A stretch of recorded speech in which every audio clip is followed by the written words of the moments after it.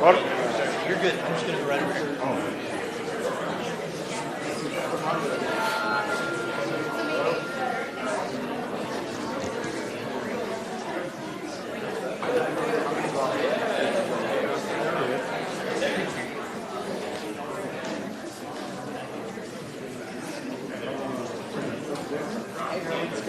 How are you, buddy?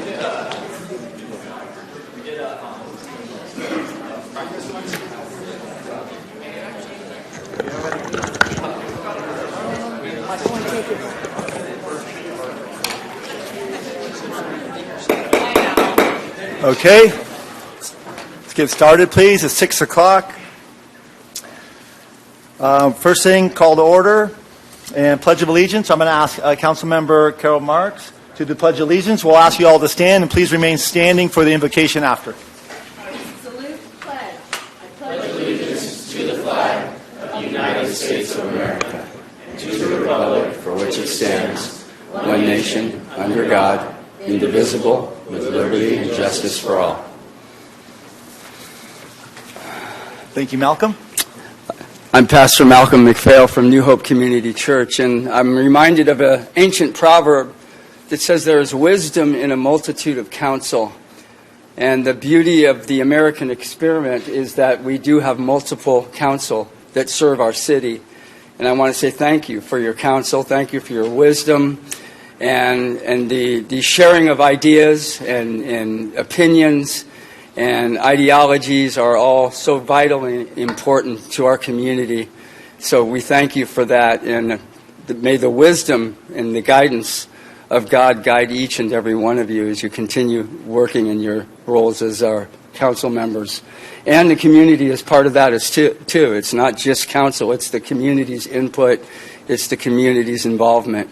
And so with that, can I pray for you? Let's bow our heads. Lord, thank you for the wisdom and counsel that comes from you. I ask that you'll grant that to our city council members in every decision that's made. I pray you'll give fresh ideas and fresh wisdom from the city council as well as from the community at large. As we are all in this together, we are truly one nation under God, one city, one community under God. I pray for our first responders, God, that you will keep them safe and that they will return home at the end of each shift. And that, Lord, you will keep your hand upon the city of Gilroy and guard it from evil, and may there be peace within our gates. We trust you and we thank you for this opportunity. Amen. God bless you. Thank you. Thank you, Pastor McPhail. Next, item 1.4, City Clerk's report on posting of the agenda. Please. Thank you, Mayor.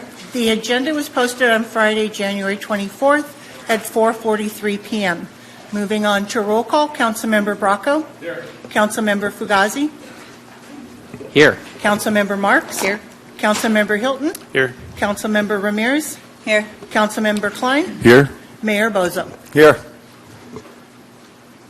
Moving on, orders of the day. We have none.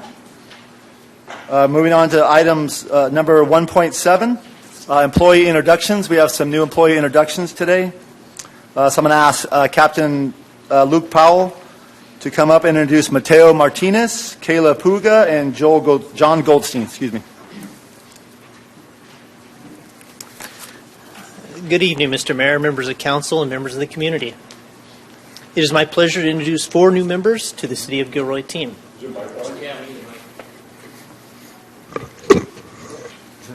Sorry. Is there a button? I'm too tall. Sorry. Is that better? No. I see lights. Yeah, there's a light. Okay. Thank you. Okay, first up will be Police Officer Ashley Gallion.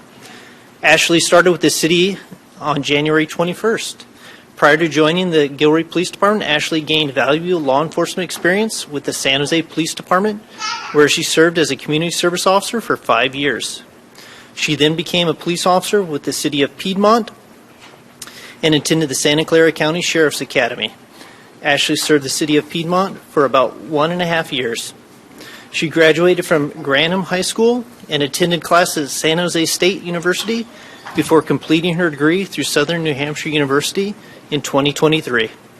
Ashley holds a bachelor's degree in psychology further strengthening her understanding of human behavior, communication, and mental health. Her hobbies include spending quality time with family and friends.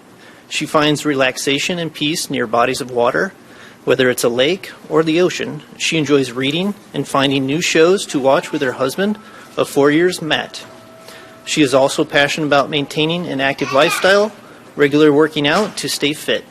Ashley comes from a very close-knit family. She has an older brother, Daniel, and her parents, Mark and Kathy, have always been her biggest cheerleaders. Matt and her family have always pushed her and supported her in all of her dreams. Please help me welcome Ashley Gallion to the City of Gilroy.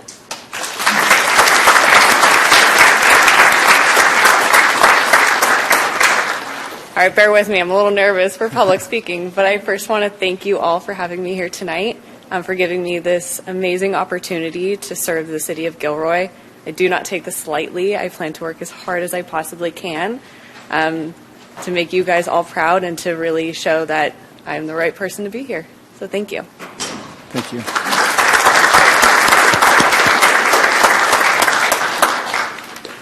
John, why don't you come on up? All right, next will be Public Safety Communicator John Goldstein. John started with the city on January 6th. John worked in retail and customer service for most of his life. He started at Men's Warehouse in early 2010. After 6 years of employment, he moved on to Lennar Homes as a customer service representative. There he worked directly with homeowners, completed walkthrough tours, and checks of new home developments.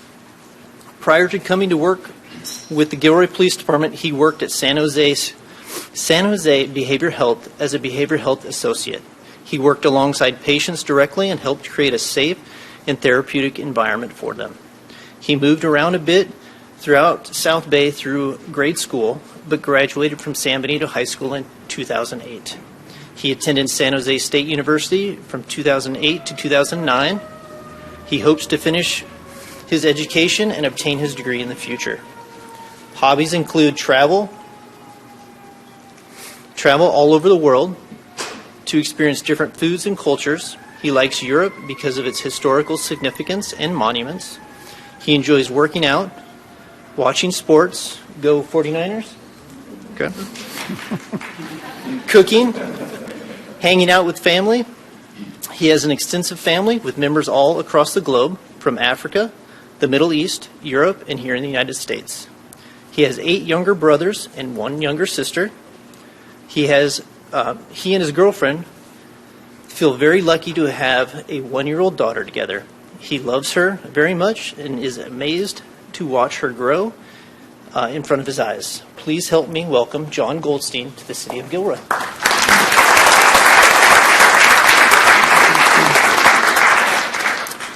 Very appreciative of the opportunity to come work here. I've had my family in law enforcement for a very long time, so I know it makes them proud also that I'm here today, and having my family along for the journey. It's amazing, and I can't wait to be here for a long time and help everybody out. So thank you.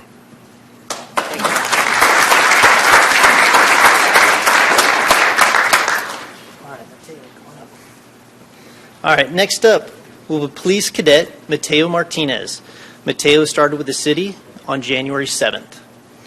This will be Mateo's first professional job experience, and he has not worked in this type of setting prior to this position. He is the youngest member in his family of 4. He is a graduate of Gilroy High School.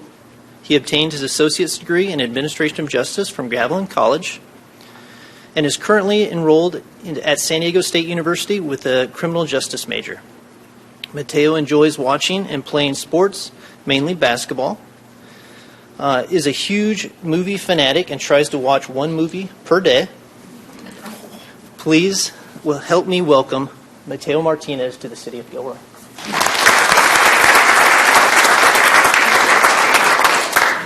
First off, I'd like to say thank you for having me here. I'm very excited for this opportunity. As was stated, this is my first professional experience, so I'm very grateful and very excited that it's with the city that I grew up in, and I plan to come every day with a positive attitude and try to contribute to both my community and our department. Thank you guys for having me.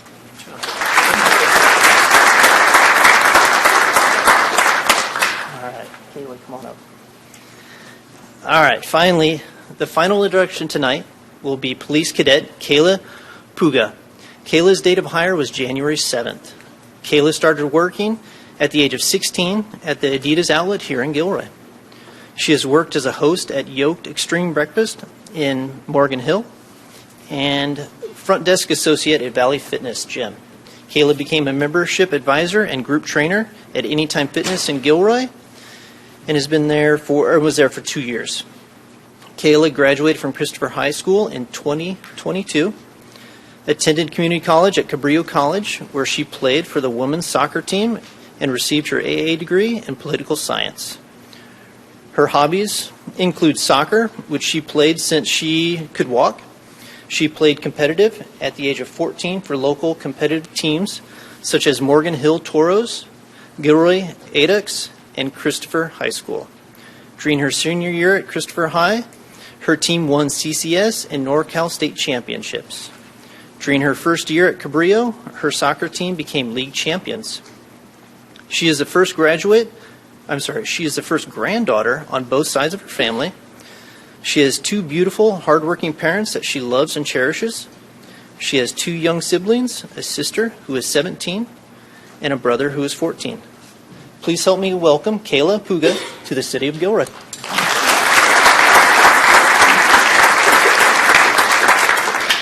Well, first, I'm honored to be introduced as one of the new police cadets. I am extremely thankful for the opportunity to serve our community and learn from such experienced professionals. I am extremely excited to be working here for the community that I grew up in, and I plan to come here and work hard every day and stay here for the long term. So once again, thank you so much for the opportunity. Thank you. Thank you very much.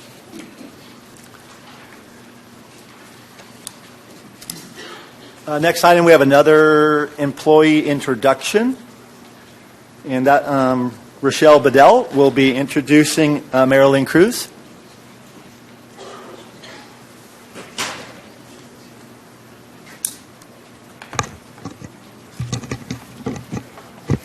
Good evening, Mayor and Council. Tonight I have Marilyn Cruz here with me. Marilyn has been a valued part of our City of Gilroy team in a part-time capacity for over 5 years and has now joined our team in a full-time position as the city's Community Engagement Coordinator. Marilyn brings years of communications experience specializing in digital marketing, community outreach, and event coordination. During her time as a communications assistant here at the City of Gilroy, she's managed our social media platforms, led bilingual outreach efforts, and supported various city initiatives and events. A proud resident of Gilroy, Marilyn is passionate about fostering relationships and creating opportunities for the community to thrive. Outside of work, she enjoys traveling, spending time with her family, and walking her miniature schnauzer, Jazzy. Please join me in welcoming Marilyn to the City of Gilroy in this new role.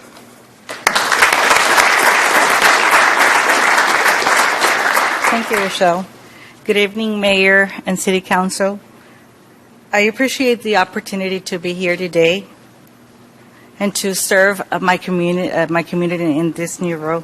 It's an honor to work alongside such a dedicated team of our city staff, and I'm excited to support initiatives that will not only help our community thrive, but will also lead to meaningful and positive outcomes. So thank you.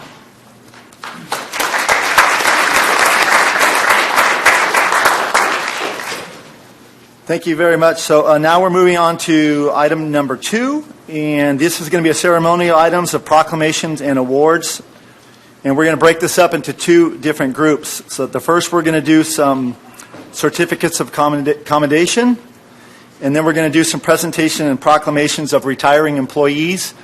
And what I would like to do is, when I announce, we will have the certificates of commendation to come on up, and after we read your names and present you with the certificates, I would like you guys and your families to please return to your seats and wait, if you can, please. Then we would like to do the proclamations of the employees, and then in 2 different groups, we're going to ask the group of youngsters that are getting the certificates to come up with council and take a photo with us here. And once you're done, we'll ask the employees, the retiring employees, to come up and take a picture with council here. And at that time, want you to know that we know everybody's busy and you guys have things going on in your lives. You're not required to stay after that. If you feel like you want to stay and watch council business, please do. But if not, feel free to go. And you should not feel bad if you're leaving early. So thank you very much. So next, I'll get right to it. Item 2.1, presentation of certificates of commendation for Pajaro River watershed cleanup. We'll start with Council Member Marks and myself.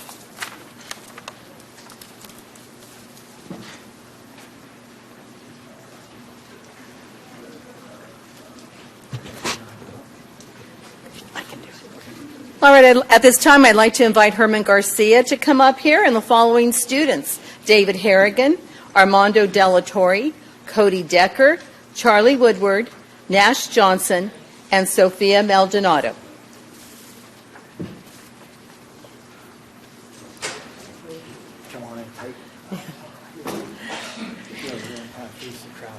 At one of Herman Garcia's fundraising brunches for CHEER, which stands for Coastal Habitat, Education, and Environmental Restoration, I was introduced to 6 amazing Christopher High School students who tirelessly volunteer cleaning and preserving our watershed. During our last recent storm, these students forced Herman to continue their already scheduled cleanup despite the high winds and rain. That morning, in inclement weather, they collected 5,000 pounds of garbage in Uvas Creek. Students like these frequently get overlooked and are not recognized for their diligence in what they believe. At this time, the mayor will present them certificates of recognition from the Gilroy City Council in appreciation for all they have done and continue to do.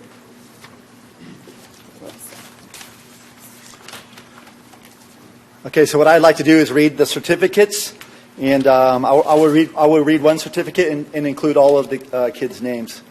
So the City of Gilroy recognizes David Harrigan, Armando Delatorre, Cody Decker, Charlie Woodward, Nash Johnson, and Sophia Maldonado for their outstanding volunteer work with CHEER, restoring, preserving, and protecting the Pajaro River watershed, from which every South Valley resident benefits for quality drinking water.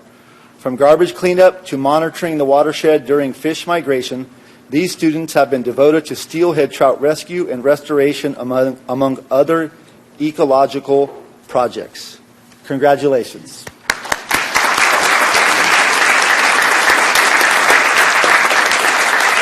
Cody? Armando? Oh, you're welcome. David?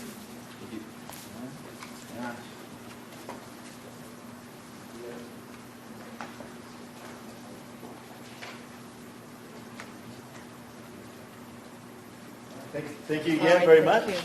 Congratulations. Thank you. Thank you. Thank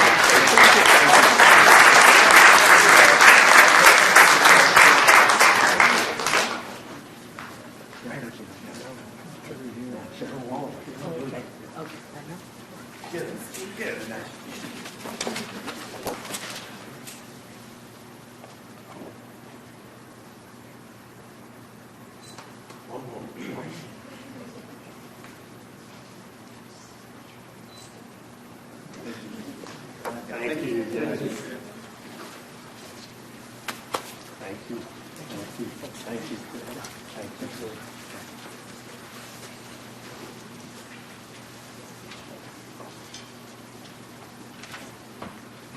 Okay, next we'll move right into the retiring employee proclamations, and the first person I would like to invite up is Michael Beebe.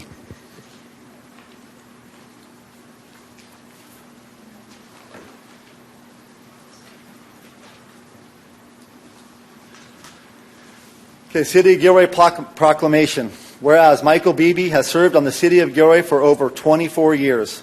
Whereas Michael began his law enforcement career as a reserve deputy at the Santa Clara County Sheriff's Office in 1994, became a full-time deputy in 1998, and joined Gilroy PD in September 2001 as a police officer in his career.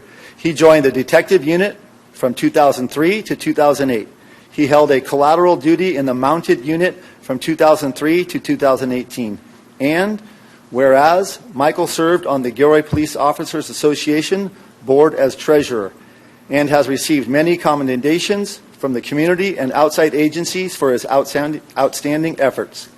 Whereas Michael is retiring from the position of police officer and has left his legacy on one of the public service, teamwork, compassion, and dedication. And whereas on February 1st, 2025, Officer Michael Beebe will retire from the City of Gilroy Police Department with the sincere gratitude and appreciation of the City Council for his years of dedicated public service to our fine city. Now, therefore, I, Greg Bozo, Mayor of the City of Gilroy, and on behalf of the entire City Council, employees, and residents of Gilroy, join in thanking Michael Beebe for his commitment of service and wish him well in retirement for years to come.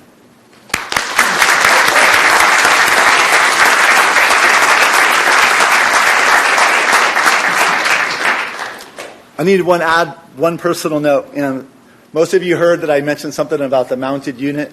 Most of you, I probably assume, know that means that Michael was the owner of the horse in the mounted unit for Gilroy Police Department. And most people know this, and some people don't. But officers receive a stipend to do that. But it is a fraction of the effort that it takes to take care of a horse and livestock throughout their career while they have an animal. And I appreciate very much the officers that participate in the mounted unit, because having horses in Gilroy, part of the police officers, is very, very important to Gilroy, and it adds to the agricultural legacy of Gilroy. So thank you very much. Appreciate that.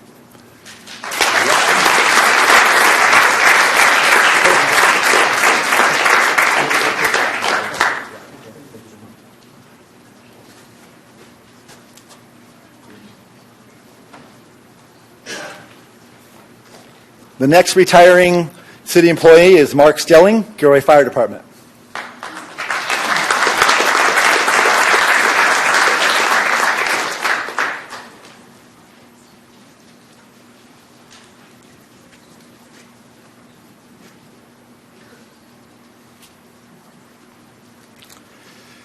City of Gilroy Proclamation. Whereas Mark Stelling has served the City of Gilroy for 34 years, having begun his career in 1991. He served the community through dedication, compassion, and commitment to helping all in need. And whereas Mark's skill as a fire captain, acting division chief, EMT, and program manager for various station and equipment programs have helped the city prepare for and manage many emergencies over the years. And whereas Mark has made significant contributions to the city as it relates to emergency response. This unwavering service and dedication were done with the needs of the community well above his own, with full knowledge of the tremendous risk to himself. And whereas Mark is retiring from the position of fire captain with the sincere gratitude and appreciation of the Gilroy City Council for his years of dedicated public service. And whereas Mark's positive impact on those he worked with and those he served will live on. Now, therefore, I, Greg Bozo, Mayor of the City of Gilroy, and on behalf of the entire City Council, employees, and residents of Gilroy, join in thanking Mark Stelling for his commitment of service and wish him well in retirement for years to come.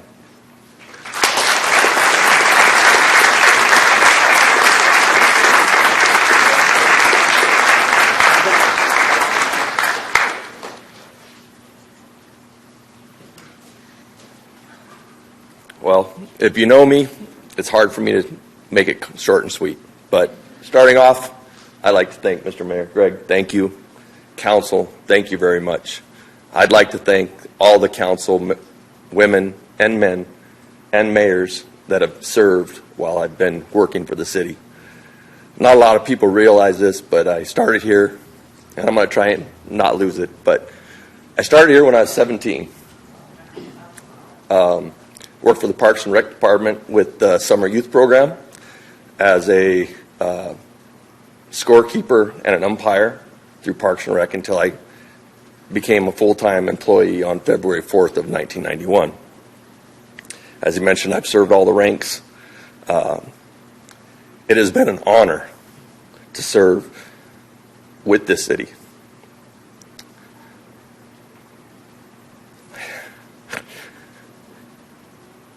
you are not going to find better employees. You are not going to find a better fire department.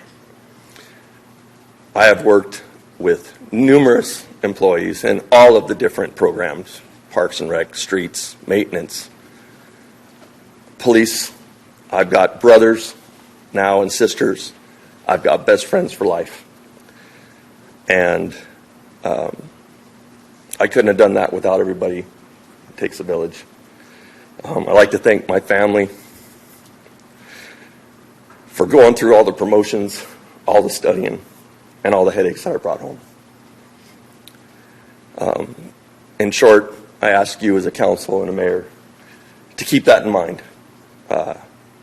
There's great employees here. Take care of them. They're going to do everything they can for this community. It's hard for me to turn this page. But I'm turning it, I'm moving on, and I want to thank everybody. And all the new employees, don't blink. It goes by in a heartbeat. And I hope you guys enjoy it as much as I did. Thank you.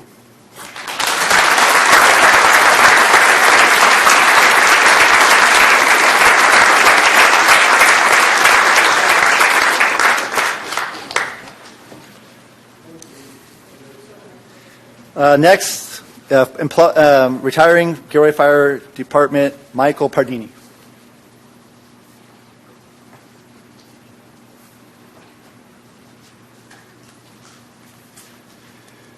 City of Gilroy proclamation. Whereas Michael Pardini has served the City of Gilroy for 24 years, having begun his career in 2001. He served the community through dedication, compassion, and commitment to helping all in need.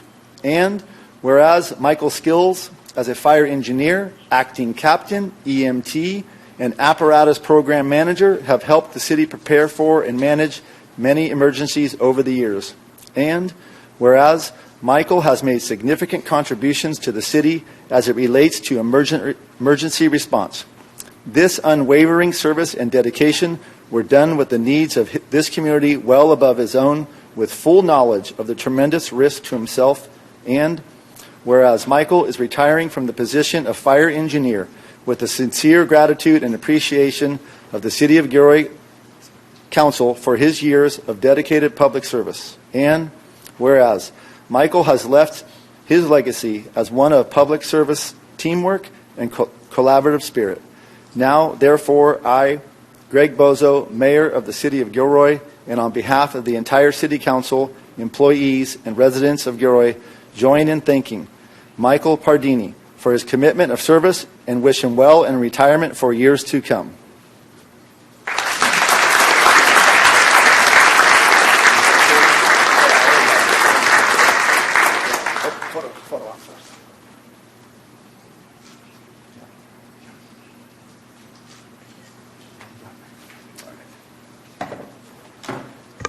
Mr. Mayor, Council, everyone that showed up tonight, coworkers, B shift, platoon who's running right now and can't make it. Yeah, 24 years ago, I was a new employee getting introduced, and yeah, it does go by fast. I think Mark Stelling was my captain actually at one point while I was on probation. He had me do a count through the logbook of how many calls we did in 2001, and we just broke 2,000 calls. We had 2 stations, 2 engines. They went from 3-man engine companies to 4-man engine companies. So for about 50,000, 45, 50,000 people, they had 6 guys on duty and then went to 8. Now, I think we broke 7,000 calls, and we have almost 4 stations right now. Lots has changed. The demand of the firefighter is so broad now, and police, and all the city workers, from fleet to parks to just everybody that in the city of Gilroy. What we have to do on a shoestring budget, we really pull together. What hasn't changed is the fire department, police, and all the other departments, we all have a whatever it takes attitude. Whatever it takes for the customer service, whatever it takes for each other to get through whatever the problem is or whatever a family member in the city is going through. And most emergencies that we do roll on is a friend or a family member of somebody that we're working with. That's what makes this community so unique. I live in San Jose, Campbell, and all the cities blend together, but Gilroy, it's its own boundaries. And we're on a community. Gilroy is my adopted community. This is, I was saying on the way here, this is where I lived for 24 years, 10 to 15 nights, days a month. And I'm grateful for that. I'm grateful for the opportunity. I was very lucky to get hired. And when I left my last job, the owner of, it was a sales engineering company, and he says, "Mike, why do you want to leave? You're doing so well here." And I looked at him, I said, "For the war stories. That's why I want to be in the fire service." And I got everything that I was looking for. I leave with a full bucket. All the adventures I could have wanted to have, I don't need to see anymore. If you think about it, I was telling the mayor on the phone, you could hook me if I'm being a little long-winded, but I really think Gilroy Chestnut Fire Station District is one of the most exciting places for a firefighter to work in all of Santa Clara County. That station alone covers Highway 101, 152, and at the time, we ran out almost to Dinosaur Point on accidents up there when Pacheco Pass didn't have paramedics. Cover Highway 25 out to Hollister, and then all the way south down to Bettabell Road for all the accidents out there. They have the community that they serve right here. There is so much variety for a firefighter, and the new employees, I wish they were here. They have so much to look forward to. They're going to be all kinds of adventure and satisfaction. Anyways, I'll wrap it up. Thank you very much. I've had a great time. I'm grateful, and time for the next chapter. Thank you.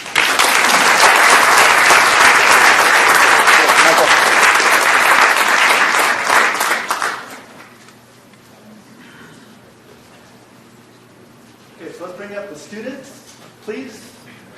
The cheer students. And council, please come on down. Rochelle will take a couple quick photos. And then we'll get to retiring employees.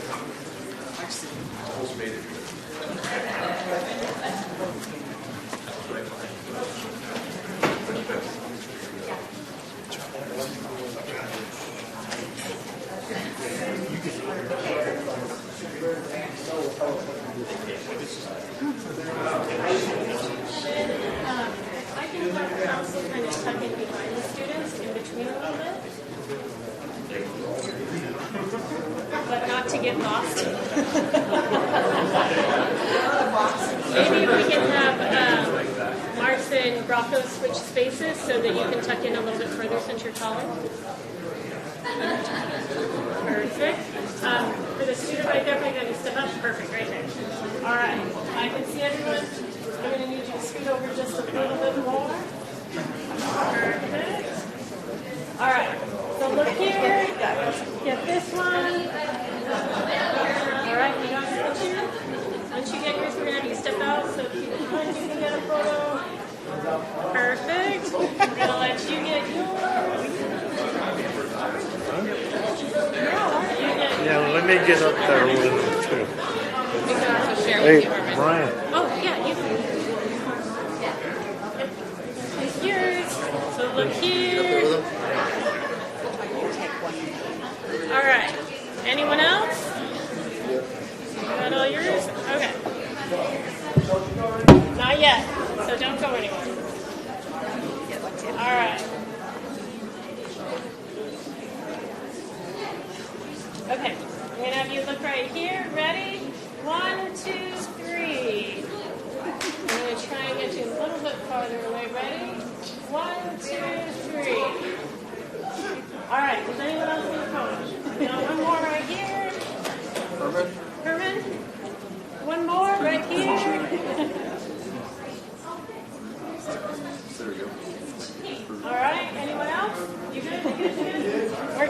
Thank you.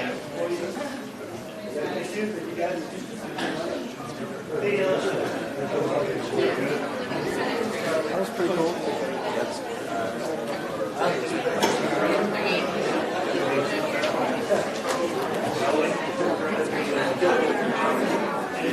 Please.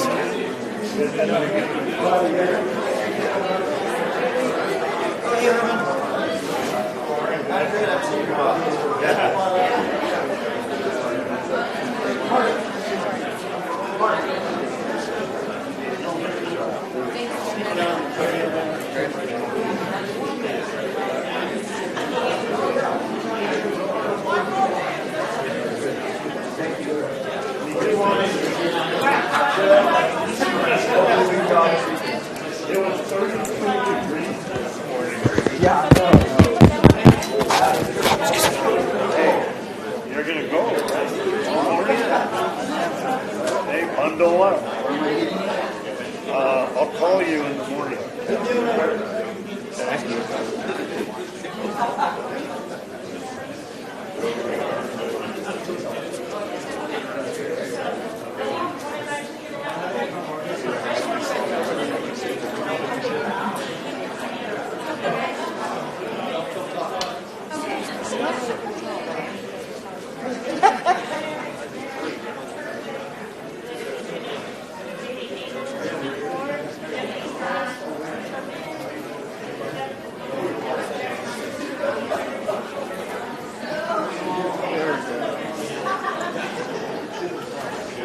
That would work? All right, so we'll start with this. Scott, the tall guy. Oh, he's done. All right, yours. Okay, over here. 1, 2, 3. Nice. Ready? 1, 2, 3. Take it. All right. Ready? 1, 2, 3. And then take one more. 1, 2, 3. All right, we're good. Thank you.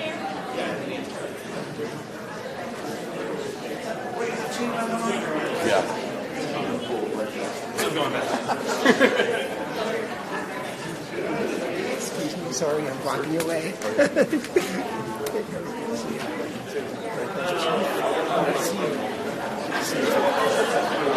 you for doing that.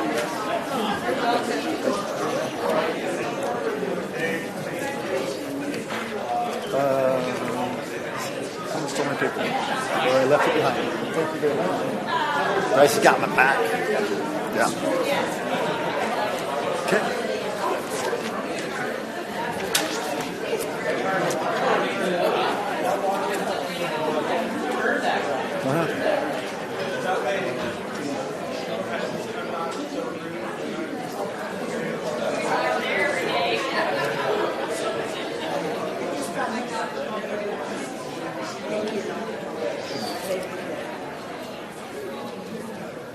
Okay, thank you everybody for doing that. Appreciate it. We're going to move on to the next item. Item number 3, council correspondence. We have none. So now we're moving on to item number 4, presentations to council. 4.1, we have a presentation from the Gilroy Tennis Club and Tennis Center, and that will be done by Council Member Carol Marks, also president of the Gilroy Tennis Club. Thank you. I guess I don't have to introduce myself now. All right, thank you. Bob, you want to come up? No? I was going to have some board members here. Gilroy Tennis, this is Bob Nettelblad. He's the vice president of the tennis club.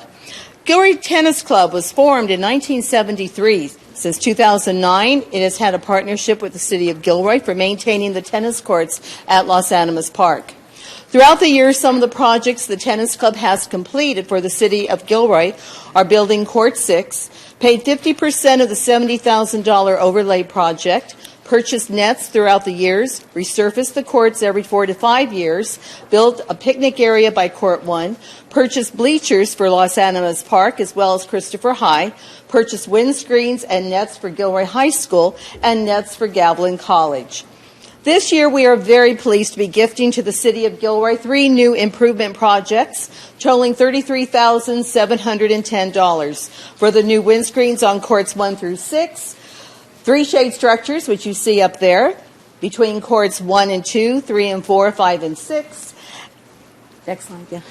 And fence rail installation at the bottoms of courts 1 through 4. Those are the windscreens that went all around the courts. The money for all these projects has come from fundraisers, USTA grants, and in-kind services. Over the years, Gilroy Tennis Club has invested approximately $280,000 into the tennis courts at Los Animas Park. Our daily maintenance of these courts has added value to the city of Gilroy's property. Thank you. Thank you.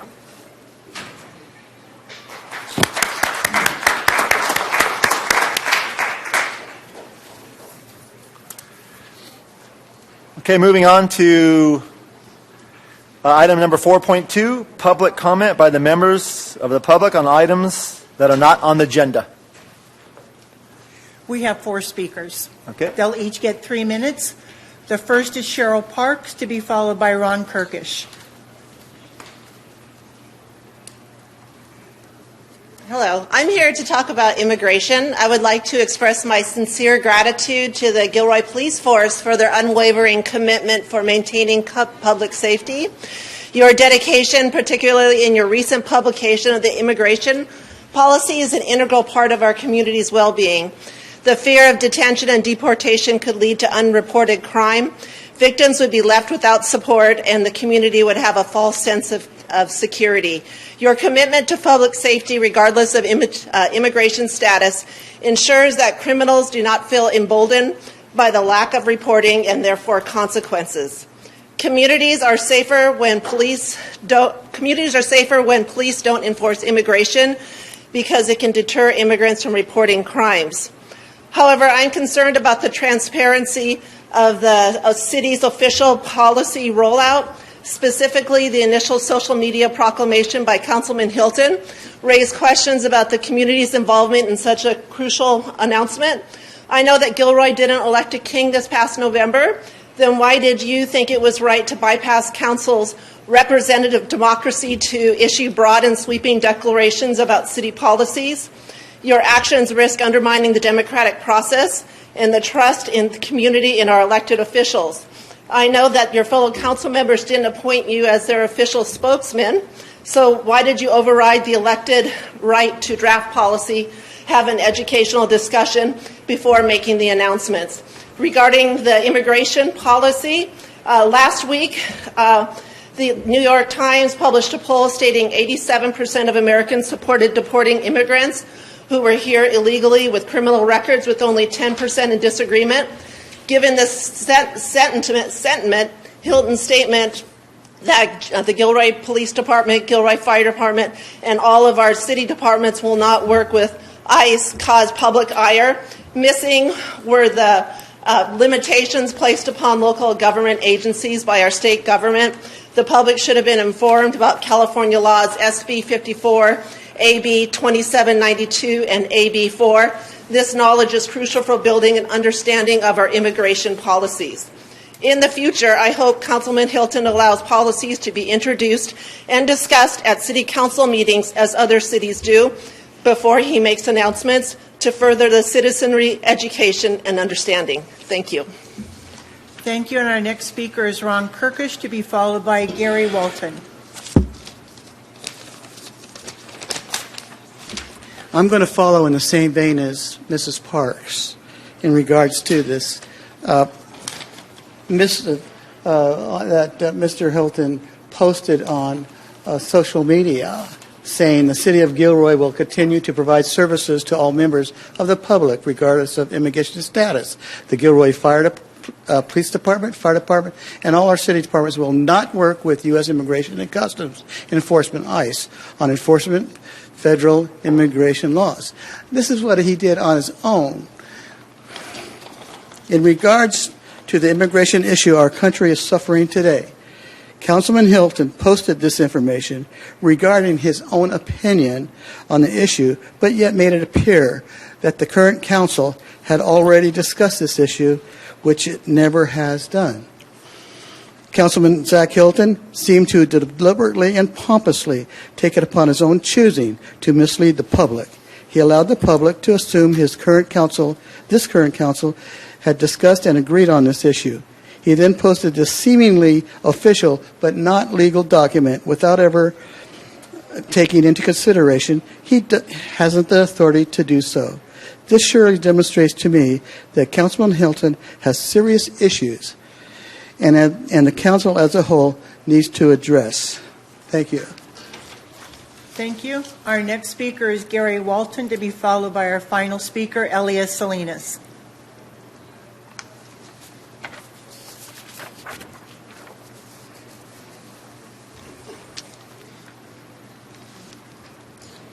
Good evening, Mayor and City Council. Most of you know me, but those may not. My name is Gary Walton, and I'm one of the managing partners of Gilroy Downtown Investments. We've been trying to get plans approved for a Michelin star restaurant that wants to come to downtown Gilroy since August of 23rd, 2024. Our first plan check comments from the city contractor CSG were received September 12th, 2024, from the plan drawn by a licensed architect and consisted of 11 pages of comments. After addressing those 11 pages of comments, our architect resubmitted the plans on October 16th and received an additional 13 pages of comments on November 26th from an entirely different plan checker who added new comments not originally part of the first 11 pages. Most of the comments are irrelevant and just make work and have nothing to do but delay the process rather than addressing real health and safety concerns, which what codes are about. In the next week, we will be submitting for the third time. Will we get 15 pages of comments, 20 pages of comments, or will our Michelin star restaurant just give up trying to get approval through the city and move on? That's exactly what happened to our previous tenant that wanted to open a Vietnamese restaurant, and we lost $60,000 on plans and permits on that tenant. To what end? It's a question we ask ourselves. To what end are we creating processes that stifle progress? To what end have we allowed our system to become so complex and burdensome that small businesses, our community's backbone, can barely survive, let alone thrive? Why can't we expedite an application because it's good for downtown and good for the city of Gilroy?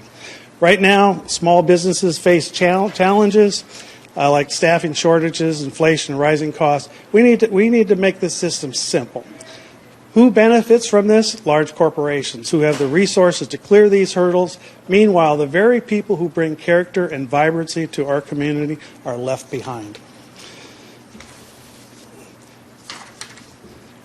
If we want a vibrant, thriving city, we need to step back and ask, to what end are we holding on to a broken system? To what end are we making it so hard for the people who care most about the community to invest in its future? And if you find yourself defending a system that isn't working, you have to ask yourself the same question: to what end? Let's break what isn't working and rebuild something that does. Thank you. Thank you. Our final speaker is Elias Salinas.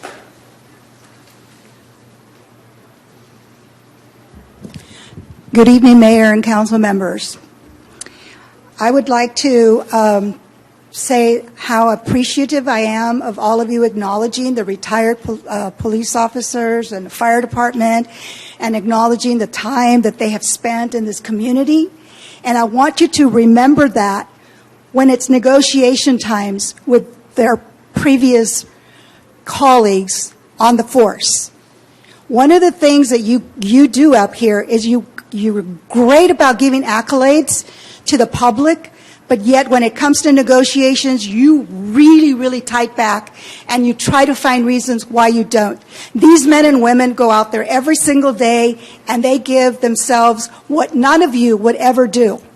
So please remember that during negotiation times. If you're going to celebrate today the fact that they've been here for 20 or 30 years, celebrate the day that they are here for 5 years or 6 years or maybe 1 year, but they do deserve their contracts to be renewed. Also, one of the other things, I have no idea what Mr. Hilton put out there on social media, but I do want to thank the City of Gilroy and the Gilroy Police Department for putting out a notice that they are acknowledging the fact that California is a sanctuary state, that they will not be enforcing or working with ICE when it comes to enforcement. There's only a certain part that they have to do, and that is if ICE comes to them and says, we have a warrant, they show the warrant, and they will cooperate. Other than that, ICE has no authority to enter any private residence and or business without permission. And it is not within or without the voice of any of you city council members to state that publicly. And I believe that is what Council Member Hilton was trying to say. Whether you're here legally or whether you're here undocumented, we all have constitutional rights. There's a product called out here, they're called red cards. Red cards, they're in English and in Spanish, and they actually give you exactly what undocumented and or immigrants should know, and that is that they all have constitutional rights. They have a right to an attorney if they get pulled over. They have a right to not ask any questions, and they have a right not to open the door. That being said, all immigrants, all citizens in Gilroy, we have a large Latino population, and not one of your faces represents the Latino community. You need to go back and you need to talk to, it's been said before, you need district elections so that people can represent from the right districts. Thank you. No more speakers. Thank you. Moving on to item number 5, reports of council members. I'm going to go down the list of different council members. Each council member serves on local and regional committees, and is at this time that they may wish to give a report on some of the committees that they're on. Council Member Bracco. Nothing to report. Council Member Fugazi. Visited, I had my first board meeting with Visit Gilroy. Really great meeting. First thing, to remind people that the Welcome Center is located in the Gilroy Premium Outlets. It continues to be Gilroy's ambassador for travelers, but it's also a favorite spot for locals to purchase Gilroy-themed gifts. Also, you can get your Gilroy Gardens tickets there. They also showed off some new things that they have there, one of which I already have, which is a nice ceramic garlic thing, so you should check it out. A lot of new things coming out here in the next few months. I'm not going to be a spoiler on it, but one thing that did happen recently is the executive director met at a trade show down south with over 40 tour companies in 2 days. And based on that input with those travel companies, they're working with Gilroy wineries to develop programming that's attractive to motor coach visits and overnight stays. So a lot of good things happening with Visit Gilroy. Thank you. Councilmember Marks. Yes, I attended the Santa Clara Valley Habitat Agency Governing and Implementation Board meeting. It was very short. It was just a recap of their 2024 budget, where it showed that they had collected $48.4 million in actual revenue with expenditures of $8 million, which was $2 million less than projected. Most of the revenue that they had in 2024 came from grants to be used for land acquisition. For the new members that are on the two boards, the executive director explained the acquisitions the agency made and went over its finances. Thank you. Thank you. Councilmember Hilton. Thank you. The Valley Transportation Authority Policy Advisory Committee. So the Valley Transportation Policy Advisory Committee consists of one city council member from each of the 15 cities and one member from the Santa Clara County Board of Supervisors. The PAC ensures that all jurisdictions within the county have access to the development of VTA's policies and forward these recommendations to the VTA Board of Directors. I want to provide some stats for the VTA bus routes in Gilroy. These daily boardings increases are from November of 2024. And to these riders, I want to say thank you for riding public transit. The Rapid 568, which goes from Gilroy to San Jose, had 925 daily boardings. The Express 121 to Sunnyvale, 53. The Frequent 68, 4,434 daily boardings. The Local Route 84 has 89. The Local Route 85 has 138. And the Local Route 86 has 139. From Silicon Valley Clean Energy, this is 13 communities in Santa Clara County that formed a joint powers authority agency named Silicon Valley Clean Energy, a local nonprofit public agency that runs a committee-owned agency For these communities, SVCE is your official electricity provider, and the board of directors is made up of the electeds of each 13 communities. We work in partnership with PG&E. We buy clean electricity directly from the source, encouraging the kind of market growth and competition that results in more renewable energy and low energy generation rates. PG&E continues to deliver electricity over the existing infrastructure, maintain power lines, and provide customer service. Your bill continues to come from PG&E, with SVCE's lower generation charges replacing those from PG&E. To date, SVCE has committed more than $15 million to grants supporting decarbonization and resilience projects in SVCE communities. Member agencies are currently developing projects in response to the $10 million in funding that was announced in 2024. Most member agencies have one or more grant projects in progress. SVCE has supported 27 projects, of which 9 are complete. SVCE staff continue to support member jurisdictions with ongoing projects and identify additional grant opportunities to help each community's individual decarbonization and resilience goals. And lastly, the Caltrain Local Policymaker Group. This group is an advisory group composed of officials from the 19 cities and 3 counties along the Caltrain corridor. The LPMG meets monthly to provide feedback and receive updates on the Caltrain business plan, Caltrain electrification project, and the high-speed rail blended system plan. Thank you. Thank you. Councilman Ramirez. Council Member Ramirez, excuse me.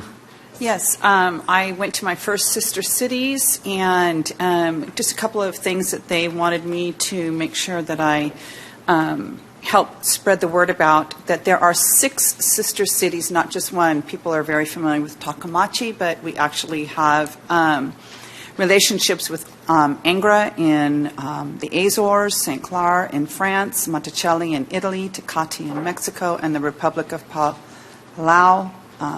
So it's more than just the one city. They're working on a succession plan for their board. If the Garlic Festival has a festival this year, they look forward to hosting members from the sister cities. And they have a Bunko fundraiser that will be held at Old City Hall on February 7th. And my apologies for being a little bit lengthy, but they do have a very exciting opportunity right now that is has a deadline that I want to talk about, and it's the Gilroy Sister Cities Association seeks a royal court representative. And they're looking for someone to represent Gilroy in their, and I'm going to butcher this, I'm sorry, but San Joan, if I read it, I can't say it. San Joaquines Festival in our sister city of Angra in the Azores, Portugal. So if you are an adult female aged 18 to 24 and you live in Gilroy for at least 5 years, if you're a high school senior or a college student enrolled in a local school and you're available to travel June 18th through July 2nd, and you hold a U.S. passport, if you complete and submit a questionnaire with at least 2 letters of recommendation by February 10th, you could be eligible for this opportunity. And what is it? You get round-trip airfare, lodging, and meal vouchers, a custom-made formal evening gown, the opportunity to ride on the Gilroy Sister Cities Festival float, and the chance to share your experience with Gilroy Sister Cities Association upon returning. So that's a lot of information. You can either go to the Sister Cities website or you can contact me here at the city and I will get you the information. So thank you. Thank you very much. Councilmember Klein. No report. Okay, and I am on a few committees. I would like to report on one. I am on the board of directors of Gilroy Gardens, and I would like to announce that Gilroy Gardens has held elections and they've elected a new chairman of the board. His name's Dan Harney. Some of you guys know him from this community. Dan Harney is actually a past city council member. He's the new chairman of the Gilroy Gardens nonprofit board. So if you see Dan around, give him a pat on the back. He's working really hard. Thank you. Okay, now we're moving on to item number 6. We are going to continue some interviews for boards and commissions. Beth, is there a staff presentation? Very short one. We are here tonight to interview those applicants that were unable to attend the January 6th meeting. And the appointments will be next Monday at the council meeting. Thank you. The end of my report. All right, so I'm going to make a little announcement here first before calling folks up. So for those of you who are going to come up and tell us about yourselves, the first thing I want you to know is, like I told the other group, we have a little bit other business tonight. So if after you come up and are interviewed, don't feel like you have to stay for this entire meeting. It will not be held against you when it comes to this process. The other thing I want you to know is, and I want to say is, thank you for showing interest in doing this. We've had an incredible amount of interest in this process of interviewing. Am I okay on the mic? Is it that? Thank you. Okay. I'll just keep talking and see if he gets that. So thank you guys for coming out. Appreciate it very much.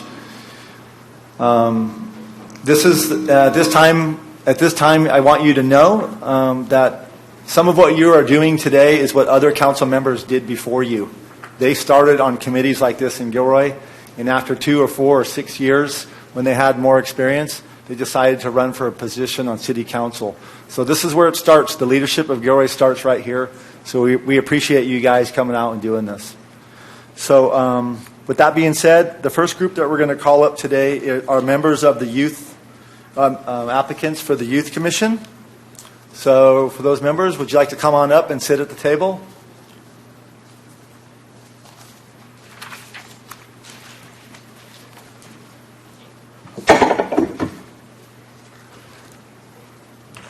All right, we have one.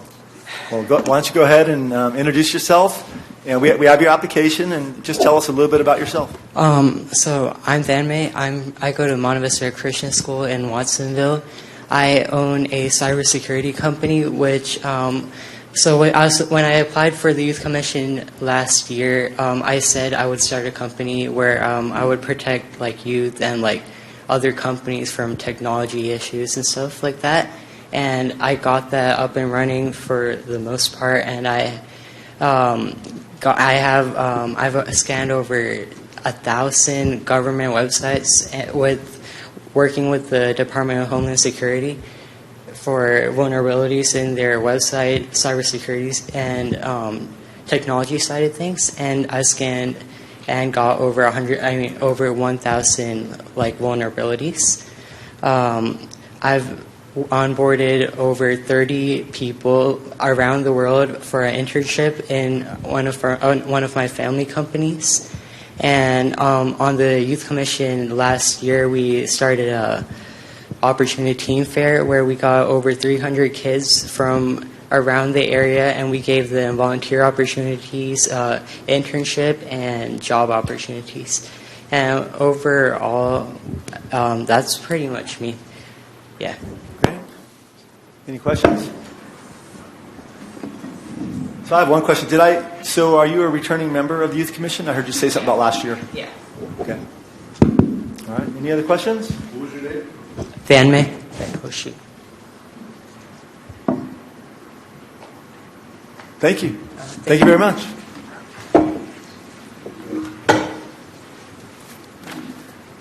Okay. Moving on, we're going to move on to the Arts and Culture Commission. So anybody here that has applied for the Arts and Culture Commission, come on up.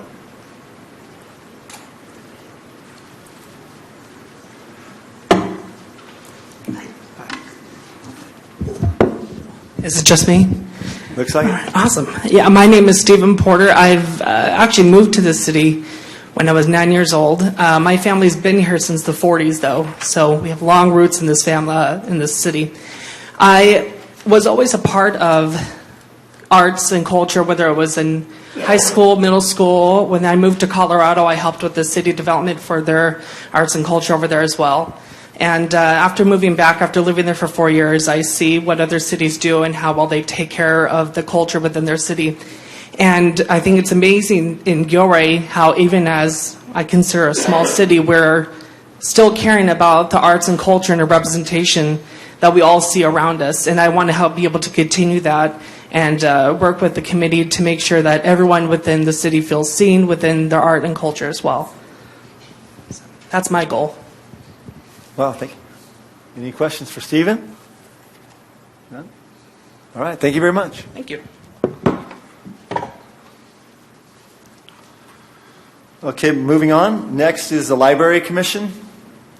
Are there any folks in the Library Commission who have applied here? Nope. Okay, next we'll move on to Open Government. Anybody here from Open Government? All right.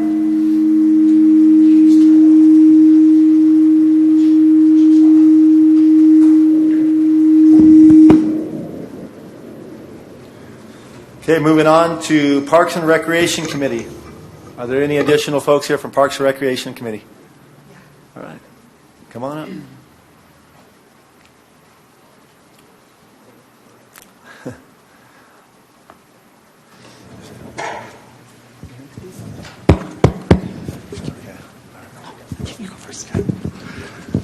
Hello, everybody. My name is Jorge Vargas. I would like to ask for apologies for my appearance. I'm a father of 4.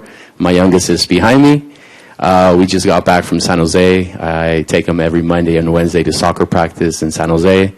I take him every Tuesday and Thursday to soccer practice in Hollister. And like I said, I'm the father of 4. My oldest is 15.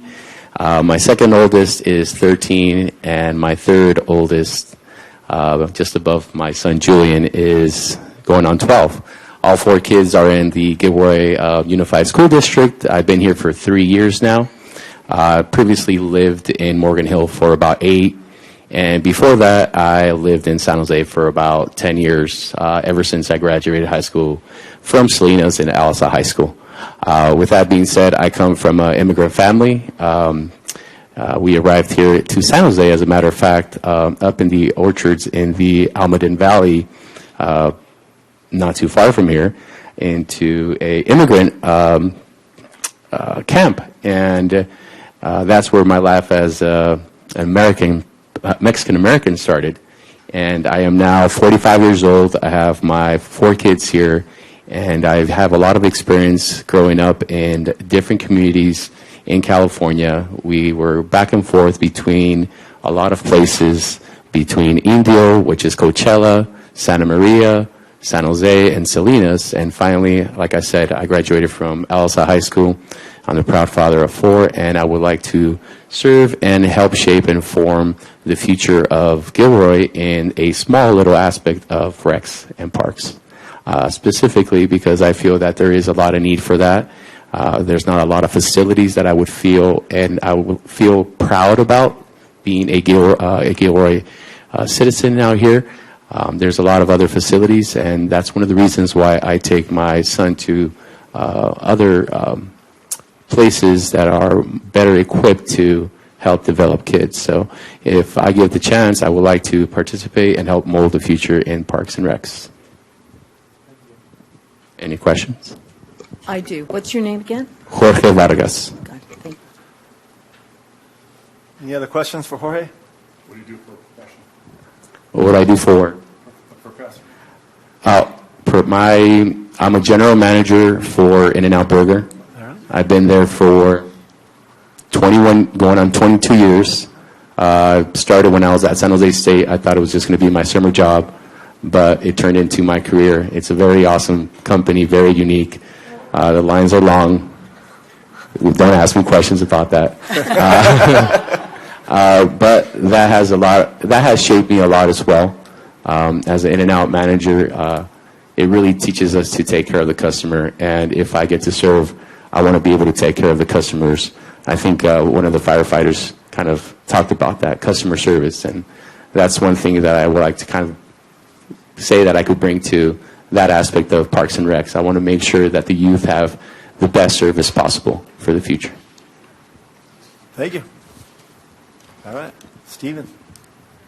For the Parks and Rec, actually, I really want to be able to help make sure that, in my opinion, a city park, the urban center, should be a heartbeat of a neighborhood. And I want to be able to make sure that everyone in Gilroy can look at their parks and be proud of it, can look at our trails and look around and just be proud of the environment of which we live in. And actually, I think it's part of it. A lot of my family members are very into the tennis and the pickleball, and they kind of get upset when they look in Gilroy. There's a lot for the tennis, but unfortunately, they don't think there's enough for pickleball.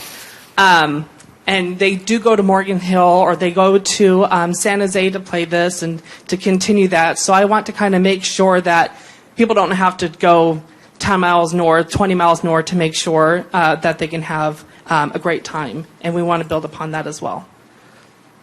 Thank you. Any questions? Thank you very much. Thanks for your interest. Thanks a lot, both of you.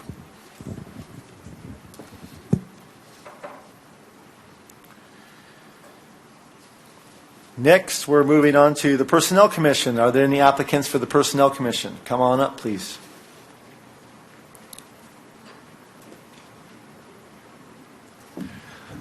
Thank you. Looks like it's yourself, so your name, please, and tell us a little bit about yourself.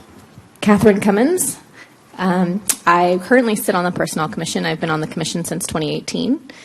I've attended all the trainings, participated in all the meetings, served in various capacities on the commission, and so I'm applying to continue to serve the city in this capacity. I work in the public sector. I'm familiar with all of the rules and regulations that are applicable to the city as well.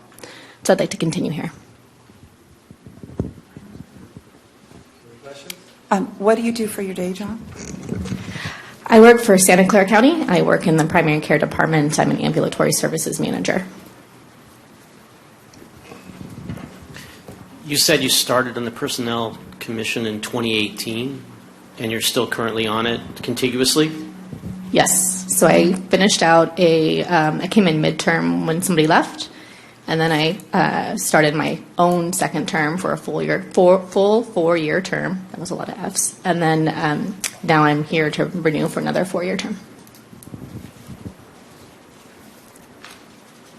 Thank you very much. Thank you. Thanks.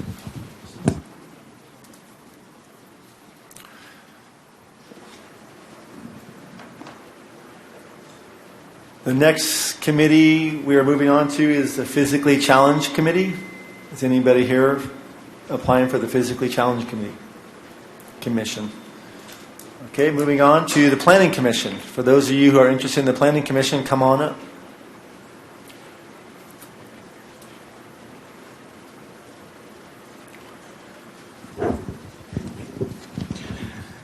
Hello, my name is Alex Larson. Still too loud? Okay. Hello, everybody. My family goes back in Gilroy 4 generations. Been here for a long time, attended all Gilroy schools. She was one of my next door neighbor teachers. I went away to, I went to Gavilan College because I had some medical problems that I couldn't leave and go away to school. So I ended up there for a while, and I was very successful there. I moved on to San Francisco to graduate from the California Culinary Academy, and I came back to Gilroy and opened a very successful restaurant here. Stayed in business for 10 years, retired, and now I own the Garlic Shops, Rappazzini Winery, and as you may or may not know, we're being taken out by the highway, so I have a lot of free time on my hands. I have 10 income properties here in town. I've had to rebuild 2 houses, so I'm very familiar with the process here in Gilroy. And I was also one of the owners of the Mesa Ridge property out by Gavilan. So I had extensive knowledge of what's going on in Gilroy. I have a lot of history, and I'm very progressive in the way I think and how I think that the city needs to grow and expand and stay nice and concise at the same time. Do you have any questions of me? Yes, I do. I live actually geographically right in the center of Gilroy. I have 4 houses on one street, and we've been there for 60 years. Doris Court. What position did you take on Measure H?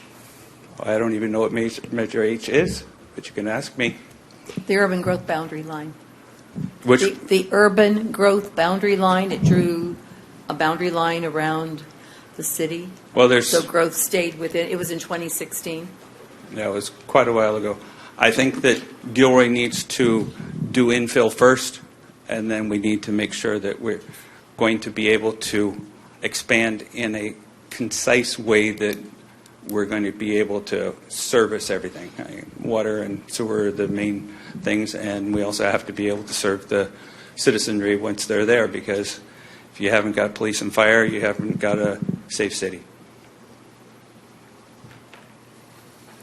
Any other questions for Alex? All right, Thanks, you very Alex. much. Thank you.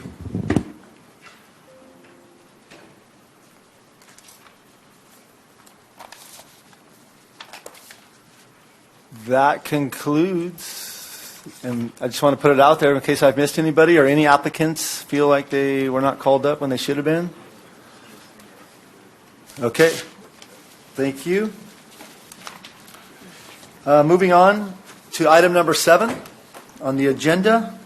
This is the consent calendar. I would like to pull item 7.2 of the consent calendar, since we're going to have a presentation on item 7.2. But Beth, can you give an update on the rest of the consent calendar? Yes, on the January 6th meeting action minutes, under the closed session, I needed to correct several of the sentences.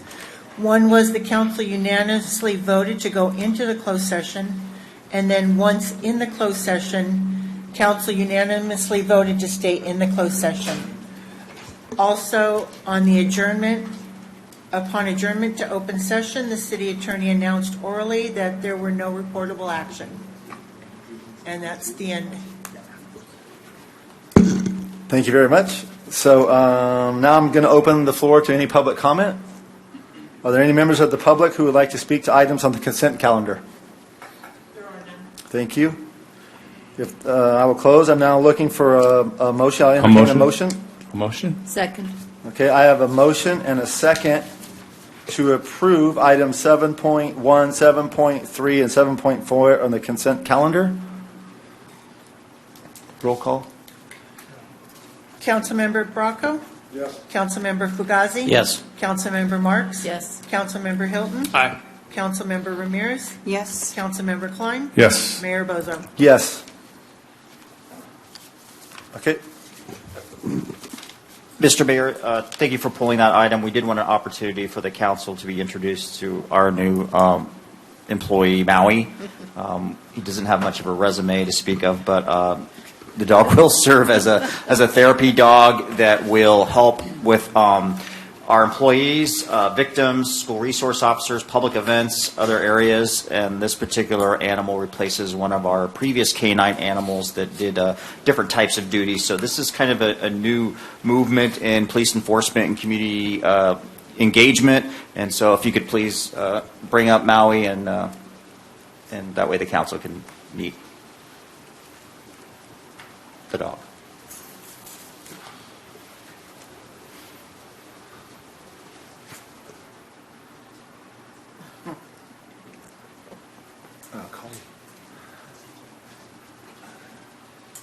Thank you for this opportunity. We're really excited about this program.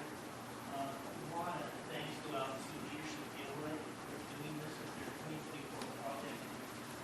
Mary, for operating Freedom Pause, she donated all of her time, they have no train. The San Martin Animal Shelter made all the fees for the adoption from Maui. A lot of community involvement in just getting to this point so far, and we're excited about the opportunity to enter into a new frontier. We've never had therapy dogs here in the police department before, and we think it's going to be an excellent opportunity to get some more positive community interaction with the police department and with our community. So we've selected Justin Liddell here. He's one of our school resource officers. So Maui will be at our Gilroy schools on a daily basis. In addition to that, Maui will offer service to any department here in the city to support our employees. And then Justin and Maui will be present at all of our community events, like Pop, High School Pop, National Night Out. So, great opportunity to get through tonight. And we're excited about it. So will we have the run of the police department run around? So he could technically, but I don't think he doesn't work in that way. So it doesn't have people on mission. He'll be around the department. I would appreciate it maybe like in the 6 months, a year, if you let us know how it's working out. Sounds like an exciting program. Now, as an animal lover, I have a question. Dustin, are you going to be taking him home at night, and he'll be living with you? Yes, so when we talked to him, he's been staying with me. Good. Going training, and we look at my kids are the ones actually leaving after the movie. Oh, no, he's darling. And then after he retires, so to speak, will you keep him? Good, good, good. All right, he'll have a happy home then. All right, thank you. So I have a question. My understanding is the SRO assignment is a rotational assignment. Is that correct? So since you have trained with him and you are partners now, will you be extended as an SRO officer, or what will happen when you? Wrong guy to ask.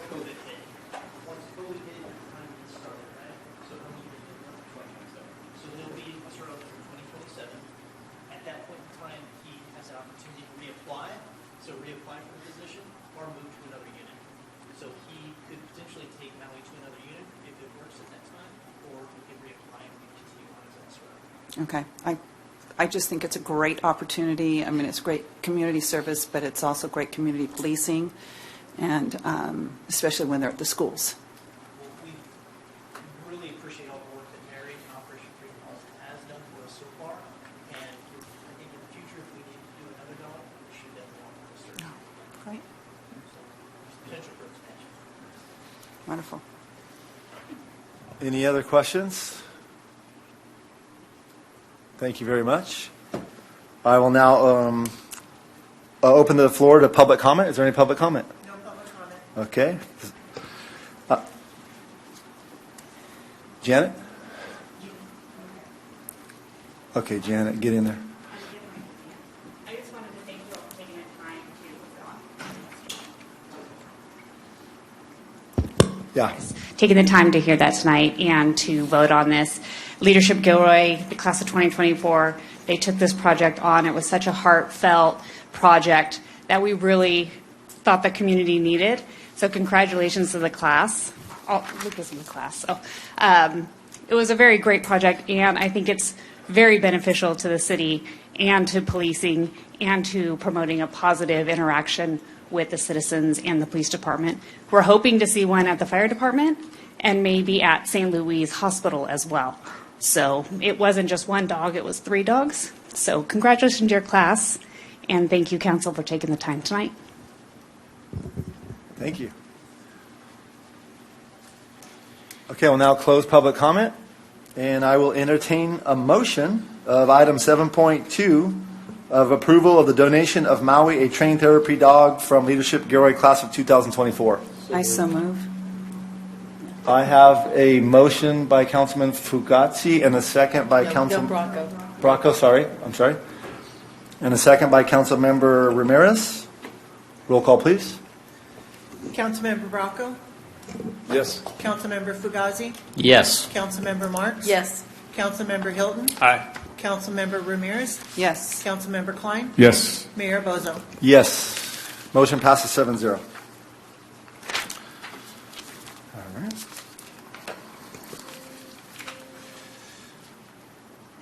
Just as a note, some of you have the agenda item 8.1 was pulled by staff, correct? Yes, Mr. Mayor, we had some inconsistencies with some contract documents that were in your packet. We'd like to clean that up, and we'll bring it back next Monday. Are there any questions about that? And can we still open the floor for questions? It's at the pleasure if they want to go ahead and go through the item and not vote on it. It is agendized, or we could wait till next Monday and do all of it. It's really up to the pleasure of the council. Council? No? Monday? Okay. We're only a week away from our next meeting, so we'll wait till next Monday. Okay. Mayor Bozo, I do have one speaker who wants to speak tonight on it. Okay. Anne Marie McCauley. Okay.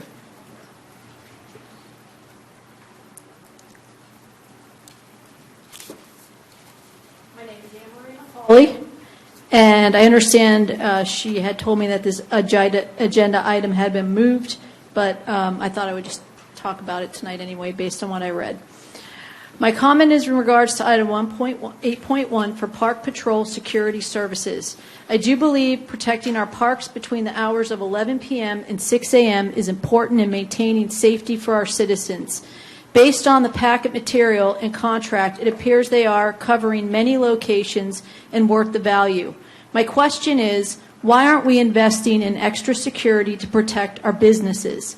Almost every day, business owners are reporting vandalism, broken windows, arson, and theft. I have watched many of them provide public comment in this very chamber asking for support. These businesses are the core of our economic development. Many businesses leave Gilroy because of the regular problems without city intervention. If safety is the primary purpose of city government, then the businesses should not be exempt from this priority. I would think the members of the Downtown Commission, Chamber, DBA, and other business associations would be interested to know that patrol security has been effective for the parks and other public places and could be effective for them as well. Based on the crime reports, it's evident that we do not have enough police officers to patrol business areas at night. At $77,817 per year, how can the city not consider this for business owners? It is far less expensive than police, and prevention is less expensive than the consequences of not doing anything. Please consider adding this as an agenda item in the future and when developing the 2025 budget. Thanks. Thank you. Is there any other action on that since we decided to wait? Okay, so then we will move on to item 8.2. Item 8.2 is award a contract to Apex Companies for the fiscal year 2025 installation of small trash capture devices. Project number 25 PW 293 in the amount of $189,800. Approve a budget amendment. Approve a project contingency of $60,200, which is approve a total project expenditure of $250,000 for construction. And then, if needed, adopt a resolution amending the fiscal year 2025 budget. Staff report? Okay, Mark. Thank you, Mark. Good evening, Mayor, members of the council, and community members. My name is Mark Johnson. I'm the Environmental Programs Manager, and today I'm bringing before you a project to award a contract to APEC companies for the installation of small trash capture devices. So let me give you a little background. The state passed the state trash provisions, which basically set the allowable amount of trash to be discharged to our surface waters to zero. And there's two methods of compliance that the city could choose to prove that we're not discharging any trash. The city chose the first track, which was the full trash capture devices in 100% of catch basins in priority land use areas. The second track, which the city did not choose, was the full trash capture equivalent. And we didn't choose that because we didn't want our compliance open to interpretation. So this is the Storm Trash capture device that we're looking to have installed. This device is certified by the State Water Resources Control Board as a full trash capture device. This device prevents the discharge of particles 5 millimeters in diameter and greater. The city posted this project on our website and the ARC Document Solutions public plan room on November 7th. On November 17th, we opened the bids. We had 3 bids, and Apex Companies was the cheapest. Here's the total bid comparison of the 3 companies. Apex Companies had a total base bid of $165,800 to install these trash capture devices in up to 80 catch basins. The bid additive alternative is to have the company come back and clean the trash basins once a year for 2 years. And that price from Apex Companies was $24,000 with a total project cost of $189,800. So with the total bid of $189,800, we're looking for a rather high contingency of $60,200 because this project is the first of the kind for the city, and we wanted to make sure the project was successful. Any unspent funds could be repurposed to install additional trash capture devices. So the total bid plus the contingency is $250,000. We're looking to fund this from the Fund 422 Stormwater Management Fund. This project was originally budgeted in the Storm Drain Development Fund, but staff felt that it was better suited to be in the Stormwater Management Fund for the scope of this project. So our recommendation is to approve the budget amendment and to award the contract to Apex Companies for fiscal year 2025 to install the small trash capture devices in the amount of $189,800 and approve a project contingency of $60,200 and approve a total project cost of $250,000. And I'm available to answer any questions you may have. Why is the contingency so high? Because when I first got on here, it was like 8%, and then it was 10%. What's this about? 25%? Well, because we wanted to have the option of installing additional trash capture devices at this price, because as I'm sure you guys are aware, costs keep going up year after year. So why don't you put that into your presentation and ask for that much money? It seems like this is just a way to get some side money that you can spend on something sometime. Well, we'd only spend it on the installation of the trash capture devices or the maintenance of the storm drain system. We wouldn't spend it on anything else. Well, I think on all these projects we're doing is these contingency fees are getting out of hand. You know, in my business, if I buy a new tow truck and they bid it at $220,000, that's what I pay. I don't pay a dime more. And if they misquoted it, that's on them, not on me. So I have a question kind of related to yours a little bit. So have you done research with other municipalities that Apex has done this for? They're the manufacturer of the device. Right. But my question is, because my concern was with the high contingency as well. And so two questions was, I wondered if you did research to see if other municipalities that contracted with Apex, did they need to use their contingency, or were they where they quoted, and then that contingency, as you put in the report, could then be rolled over for additional things? I mean, was there any research done with other municipalities that have contracted with them? No, there was not. Okay. So, and then the other question is, so you wouldn't know if they finished on time, given that this has a deadline, a state mandate deadline, whether they meet the deadline or not? The staff has a comment. Councilmember Ramirez, let me try to assist.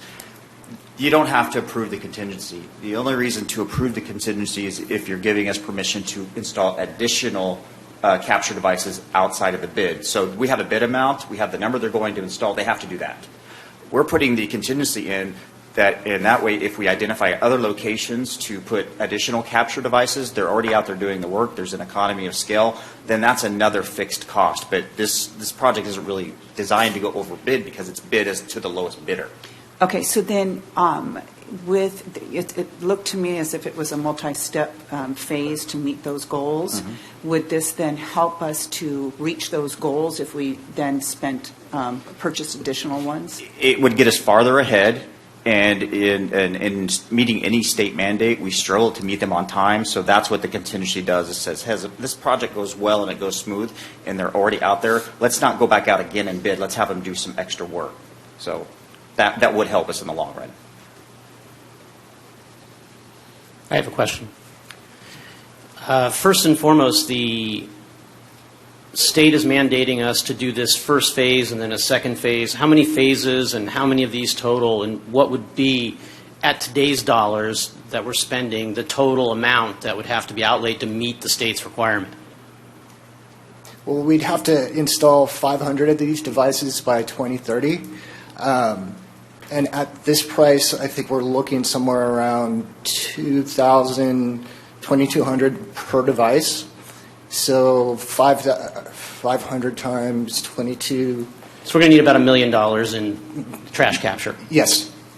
In order to meet the state's requirements. That is correct. And the option that we chose, option 1, we are now locked into option 1 as compared to option 2. That is correct. In 2017, we told the State Water Resources Control Board that we chose option 1. And we can't contract for all of those now and have them installed over time at a lower rate? We didn't budget for that. Okay. Now, the second question I have is when I looked at the feasibility of this, it looks like do they catch everything? I mean, are they going to catch my fig tree leaves and fill up those baskets pretty quickly, or? That's why the bid alternate is to have the company come and clean them out for 2 years. Once a year? Once a year. So they're only going to fill up once a year? We're going to have them cleaned out before the rainy season starts, and we're going to hope that this is a new program, so we're still trying to figure it out. Okay. And so you think that twice a year they're going to need to be cleaned out, and the city staff is going to clean them out the rest of the time, these 1,000 traps? If they need be, we'd have to have, yes, city staff clean them out. Because with this contract, Apex Company would only be coming out once a year to clean them out for 2 years. So if they did get full, we'd have to find another way to clean them out. Okay. Further questions? I'll just make a comment and echo what Councilmember Fugazi say. I think you should prepare yourself to clean them out, especially in the neighborhoods with a lot of trees. I have a feeling that they're going to become clogged up very, very quickly. So just be prepared for that. Okay. I think your every year clean out won't be enough in certain neighborhoods. So keep that in mind. Any further questions? No further questions. I'll open the floor to public comment. Ron Kirkish would like to speak. Okay. Many years ago, Many years ago, a former city manager or a city administrator, Jay Baxaw, took pride in the fact that he designed the city to be a tree city. As you know, we have a lot of leaves, and they cover our gutters, especially on Ren. I mean, it's horrendous, but it's manageable because everybody kicks in and cleans them up. This issue seems to me like a problematic issue, that being a tree city, those trash receptacles will fill up pretty quickly. And I don't know enough about it, but that is a concern. Are we going to have to maintain these things once a year with all the leaves that we have on our streets because we are a tree city, per Jay Bagsaw?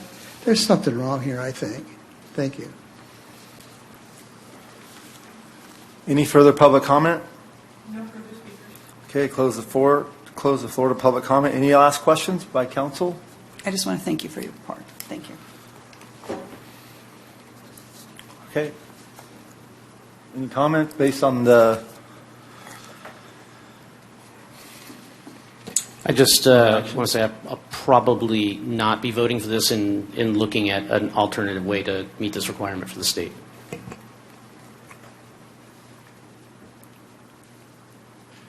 Anything other with the contingency that you would have, Councilmember Bracco, that you wanted to say? No, I'm not going to vote for it. So. Okay. Now, when do you have to have this done? I mean, what's the timeline on this? Can you look at other alternatives? Because I agree with them. They're small. They're going to fill up real fast, and then we're going to have flooding on the streets from sewers. They do have overflows. As you can see here, if they get filled up, it'll just overflow. And then what purpose is that serving? If it overflows, what they don't want in going out to the bay is going to be going out to the bay, right? That could happen, yes. Ms. Marks, These are the devices the state is requiring us to install. If they overfill and the leaves go over, we're not on the hook for that. There's systems and there's calculations that are telling us how many of these have to go in. It's no different than our storm drains, and we clean those out once a year before the rainy season, and then there are some areas that have to require some additional attention, and there'll be many of these like this, but the alternatives, Mark, could you talk about what the alternatives are to this type of device? What other options do we have to fill the Street state? sweeping, public education, really it says that we have to prove whatever equivalent we choose meets this sort of device's capability of making sure that particles that are 5 millimeters in diameter or larger are not discharged into the storm drain system under normal rain conditions. So can I ask a question?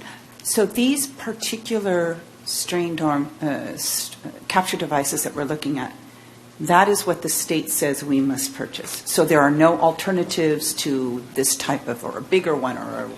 This particular is one of the three pieces that you need to comply. And as Mark just said, street sweeping and public education. Public education will not get you there. Right. I agree. Street sweeping is a program we do not have. Right. And so economically, I think we can make a good case that if we comply with the state, which is going to cost us about $1 million, that is probably the most economical and long-term solution that we can get for meeting the law. But he cannot go and shop for a different device type of thing is what I'm... That's not what I understand. They're the only ones that manufacture this, correct?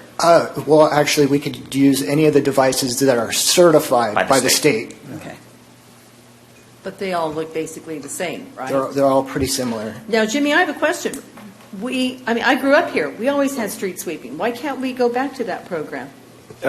We gave that over to ecology. We could go back to that. That could be a policy decision of the council. Vehicles, trash sweepers, things like that. That'd be a new program, but it's certainly up to the council if that's something they want to explore. Do you think it would be cheaper? No.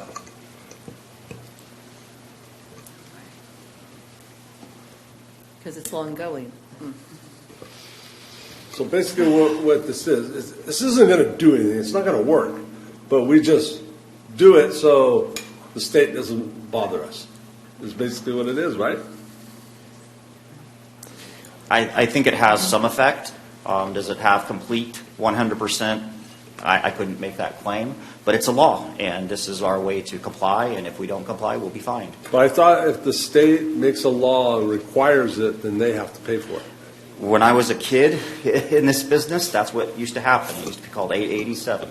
And whenever the state gave you a requirement, they would give you reimbursement for that at the end of the year. I haven't seen that in 15 years. And what would happen if we told the state that this is stupid and we're not going to do it? They would fine us.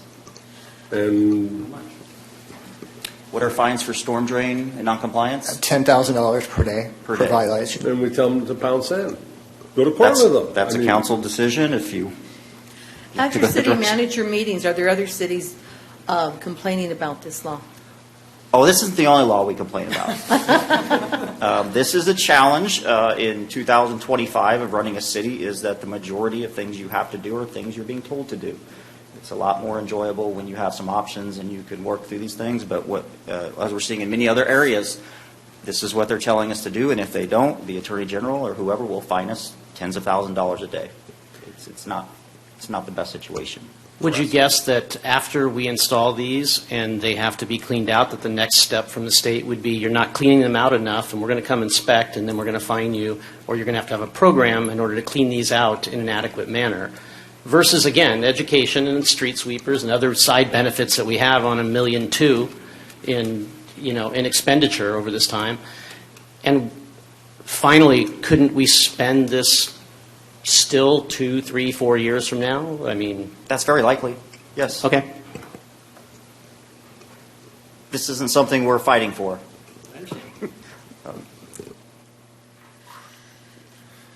More comments? Questions? Okay, I'm going to entertain a motion.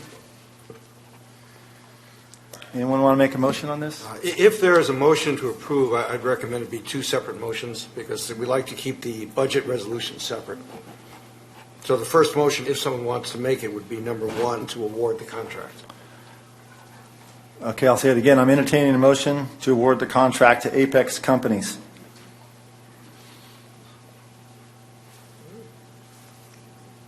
All right. We have no motion. Okay. So we don't need to do the second one. That is correct. Okay.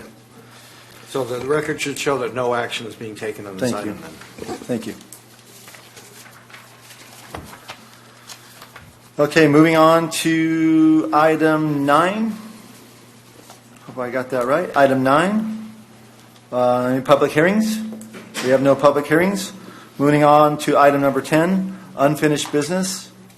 10.1, excuse me. This is an item, there will be no action on this item, but we will hear from staff on an inclusionary housing policy update, please. Sharon.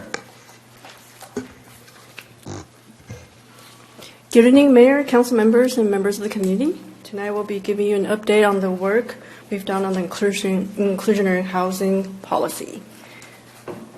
So for background, Gilroy's Regional Housing Needs Allocation, or RHNA, numbers for the 2023 to 2031 planning cycle is 1,773 units, with the affordability breakdown as you see on the screen.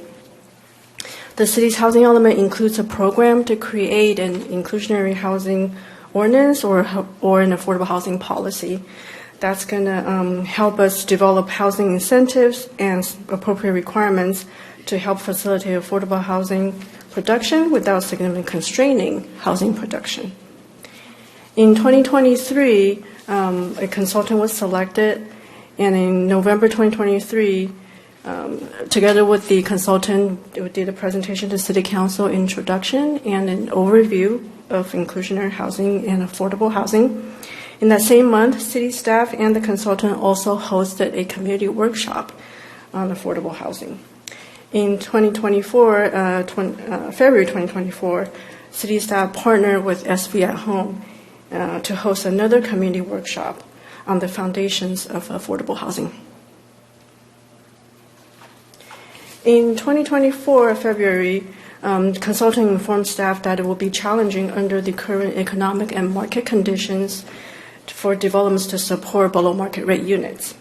Housing is primarily delivered by the private sector, where developers have to balance their profit interests with project risks. In the current market context and economic conditions, which are defined by high interest rates and high development costs, new development is pretty difficult to develop profitably. An inclusionary housing policy would negatively impact a project's financial feasibility. We wouldn't want an inclusionary housing requirement to deter new developments from happening in Gilroy, but we should plan for inclusionary housing policy under improved economic development conditions in the future, where new housing developments would be financially feasible with an inclusionary requirement. At workshops and events throughout 2023 and 2024, we also had some informal conversations with affordable housing policy specialists, such as the SV at Home Director of Policy, and they also suggested that feasibility of inclusionary housing policy is grounded in the market reality and the changing market conditions. They suggest also that improved economic conditions would be necessary to support an inclusionary housing policy.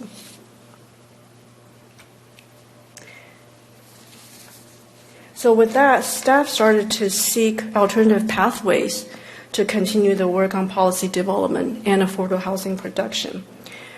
Because we actively participate in regional initiatives and we continually explore affordable housing opportunities, we pivoted and refocused on this multi-jurisdictional regional effort that's called the Grand Nexus and Feasibility Study that's being conducted through the Santa Clara County Planning Collaborative. In May 2024, staff began working with the collaborative on a commercial nexus study and feasibility analysis. In November 2024, we entered into an MOU with the collaborative's consultant and all the jurisdictions taking part in the study.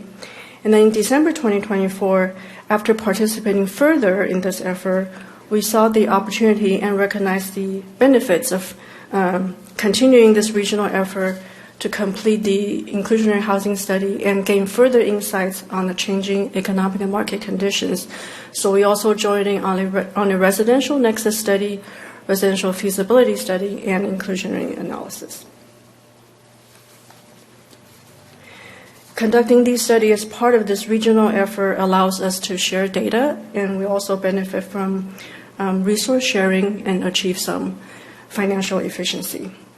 The collaborative studies are projected to be completed in fall 2025, and after that, staff will be formulating the exact requirements of a policy or an ordinance, and also conduct outreach, which we anticipate in the first half of 2026. So staff recommendations for council to receive the update tonight on inclusionary housing policy work. Thank you. Questions? Questions for Sharon?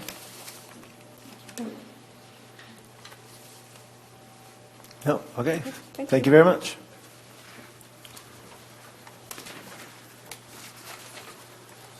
Okay, moving along. Oh, I'm sorry. Public comment? I'm sorry. Okay, thank you very much. Sorry about that. No public comment. Okay, moving on to item number 11. Introduction of new business, 2025 City Administrator Performance Evaluation Process. Staff presentation, please. Thank you, Mr. Mayor.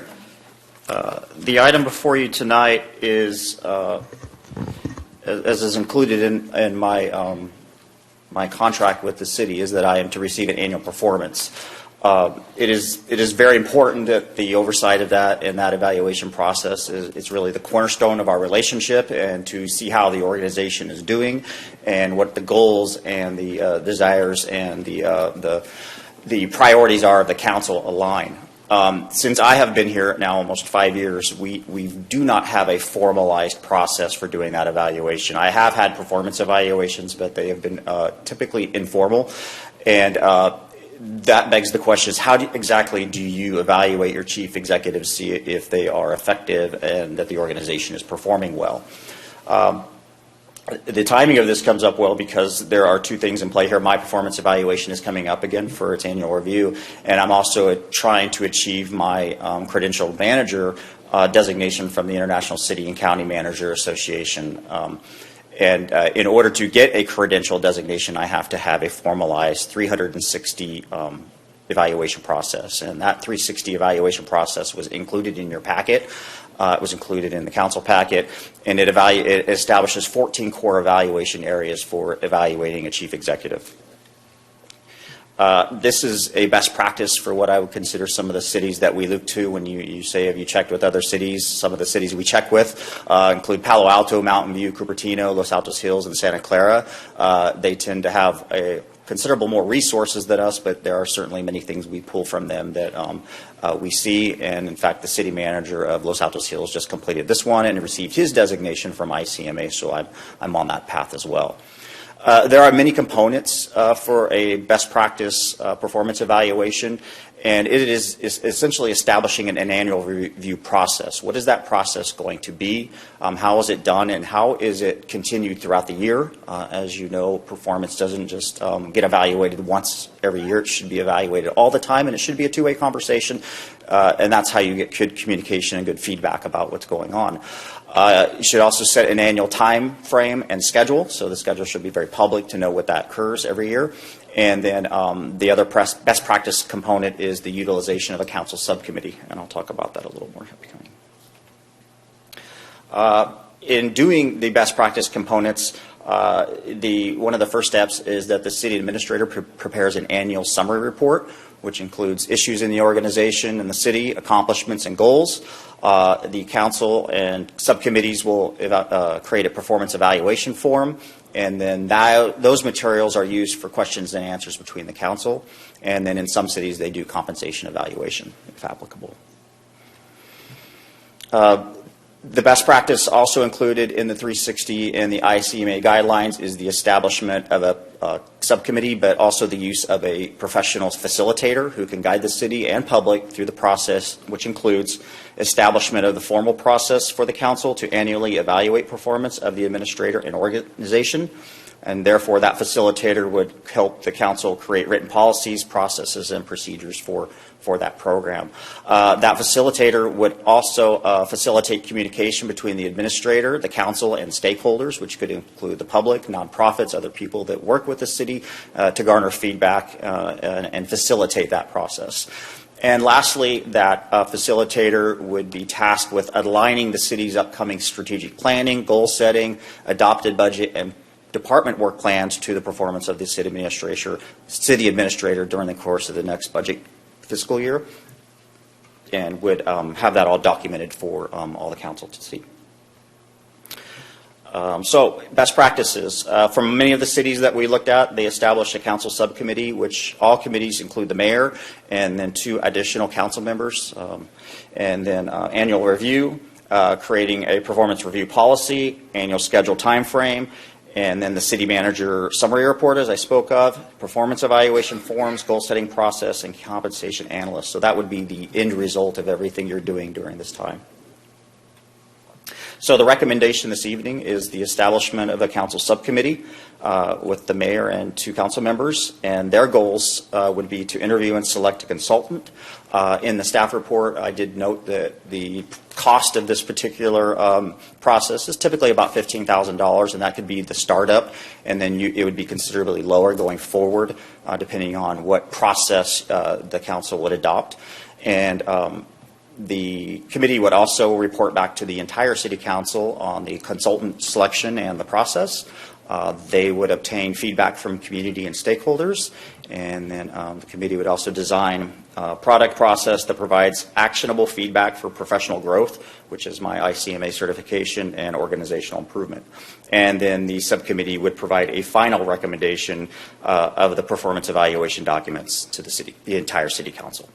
So that is the process that I am recommending. I'd be happy to answer any questions for you. Questions? Jimmy, this certification that you're looking to get, what a benefit is that to us? Mm-hmm. Well, I would like to think that any professional development I do and time I invest in getting better at my job is a benefit to you. So it looks at areas, the program does SWOT analysis, it does personality evaluation to see how I can better align with the people I work for. So I think anytime you spend some time investing in yourself, the organization and community will benefit. And will this consist of a facilitator that works with the council on getting the right process? Because we've had a problem over the years. Nobody wants to do it, and you got 7 people in a room, and all 7 of them have different ideas. Will this facilitator herd the cats and get us all going in one direction? That's what they're being paid for.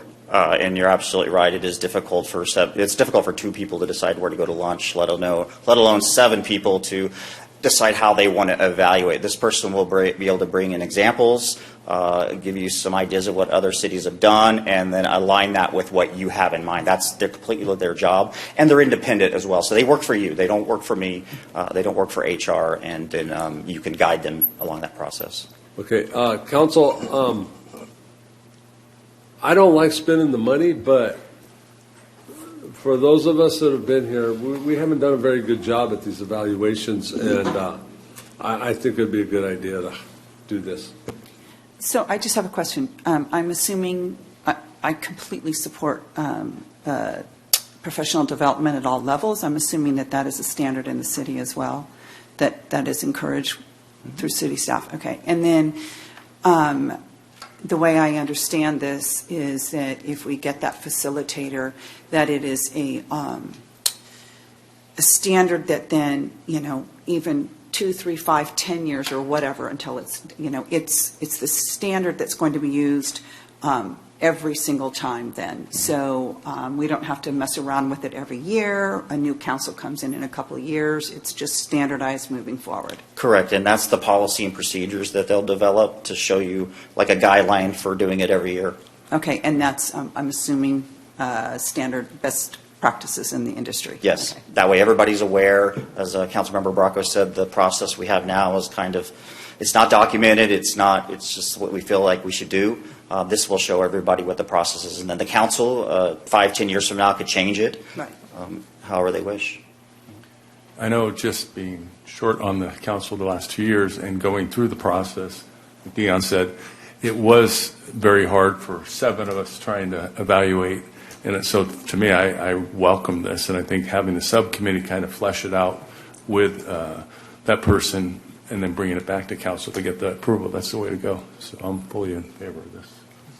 I am as well. In talking to you and other people on the council, we shouldn't be just sitting down and pulling stuff out. I mean, when I've worked, in various organizations in the past, there's been a very structured set standard that is used, and everyone at that level is measured the same way, and it's very formal, and I think that that's the best way to move forward. I have a comment, or half comment, half question. It seems to me, since the relationship between yourself and us is similar to the relationship as legal counsel is with us, do you believe that this format and this would be able to, we would be able to use that for evaluation of legal counsel as well? I think it works for any executive, how you frame it, and there are people that do all types of those things, so it can be considered. Okay. Question. So moving forward, after we put a policy like this together and evaluate performance, is it common or uncommon to have city managers have their compensation linked and their compensation contracts linked to their performance? Sure. It could certainly be a condition that if that's what the council wants in their policy, anything's possible at that point. Further questions from council? Okay, since there's no further questions, I'll open the floor to public comment. We have one speaker, Ron Kirkish. You'll have 3 minutes. Thank you. Thank you, Mayor, Council.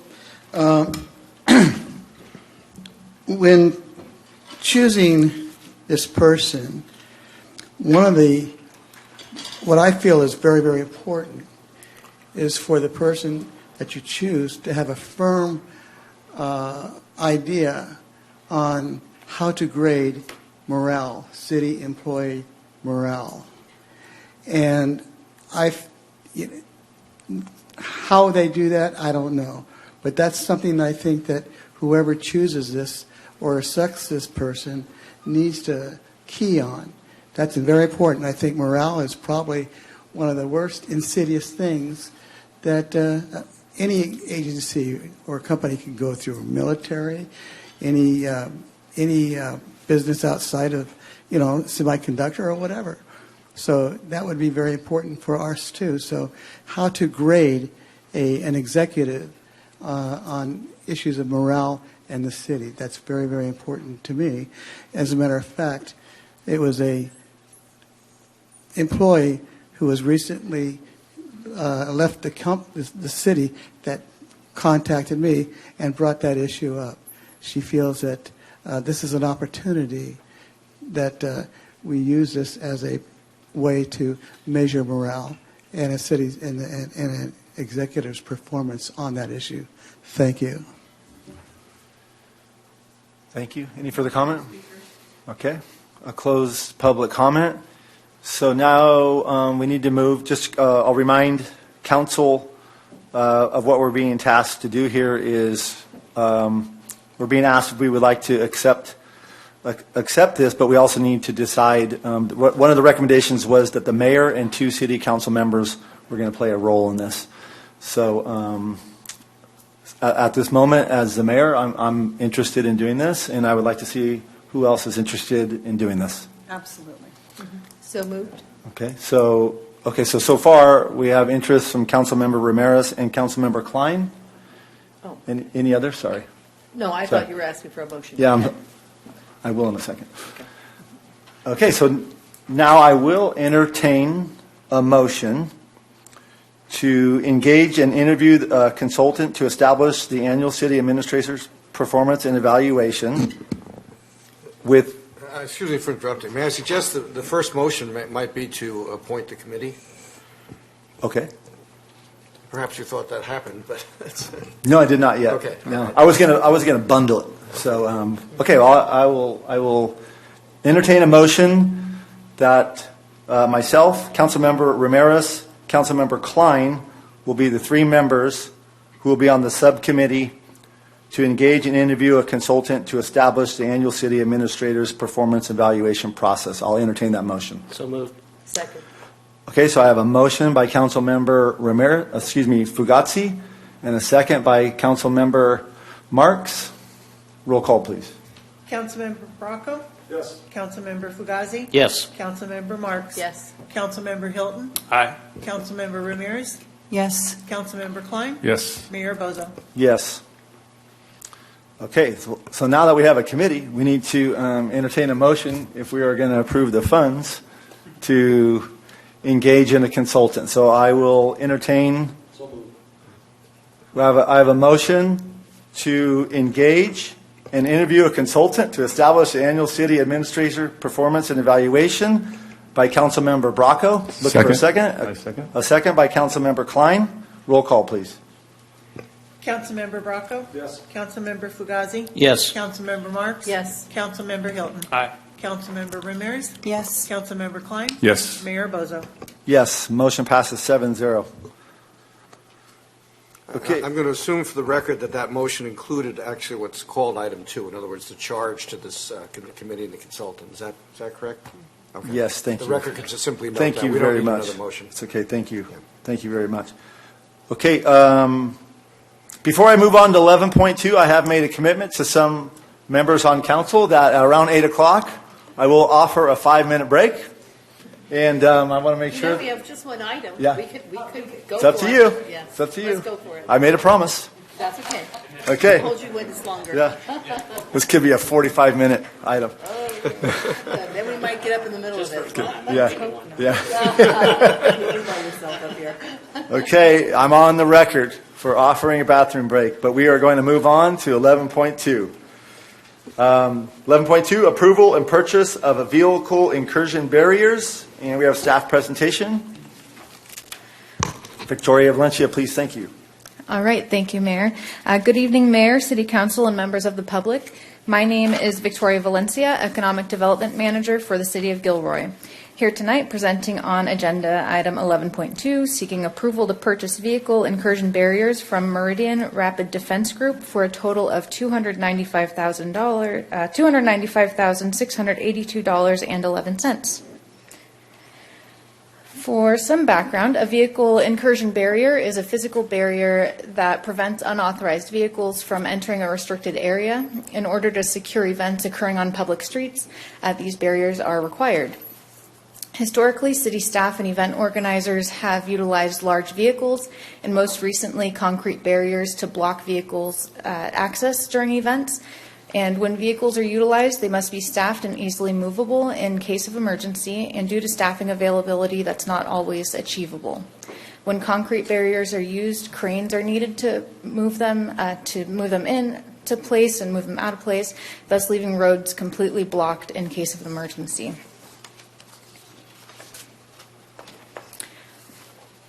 Gilroy Police, Gilroy Fire, our planning team, building team, emergency management, and public works staff were all involved in evaluating vehicle barriers for special events, and the following were considerations.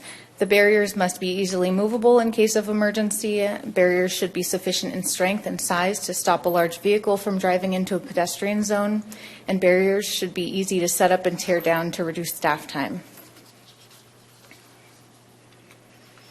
Meridian Rapid Defense Group was the only company that carried items that met the above criteria. In July 2024, Meridian brought their equipment to the City of Gilroy for a staff demonstration and review. Following this review, staff believes this equipment will meet the road closure needs of the city and provide the best protection for event attendees, staff, and community overall. Pictured here are two of the Archer 1200 barricades with 4-foot arrestor cables, as well as a cable cover that can allow for ADA pedestrian access. And that was just out here at the annex. So we got to see how those came in, how they can be loaded, unloaded by one person. So those cables can block off pedestrian access. They can be removed, lowered, put under those ramps to allow for pedestrian access as well, and it's all ADA approved. This allows for easy movement of the barriers with the use of a hauler, which is like a specialized dolly, to move those barriers in and out of place. Unlike fixed bollards, barriers are non-lethal to the driver and minimize shrapnel spray, and they're 100% reusable after impact and have a lifetime warranty. They also don't require any maintenance, electricity, hydraulics, or batteries. And we can customize them, put our logo on them, do different colors, and they come with all of the road closure signage needed too. The Archer Rapid Gate is designed for quick assembly, high visibility, and durability in all conditions. Its versatile design expands from 10 to 14 feet and incorporates crash certified ASTM P2 rated components. This is attached to the Archer 1200 and can allow for emergency access points to be designated by PD and fire. And it's a swinging gate that can be operated by anybody trained to do so.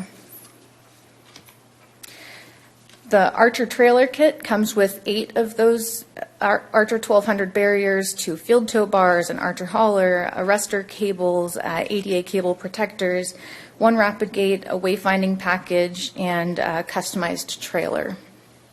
This can be deployed by 1 person in under 10 minutes and can secure 2 ends of a street with 4 barriers deployed over 2 lanes. And those cables can be added, the rapid gate can be added to expand that coverage as well. And the trailer kit consists of everything you need to close a street and allow for pedestrian access and emergency access. Everything fits on 1 trailer. One of our public works staff would just have to come and hook up the trailer, and they could drive off to wherever these devices are needed.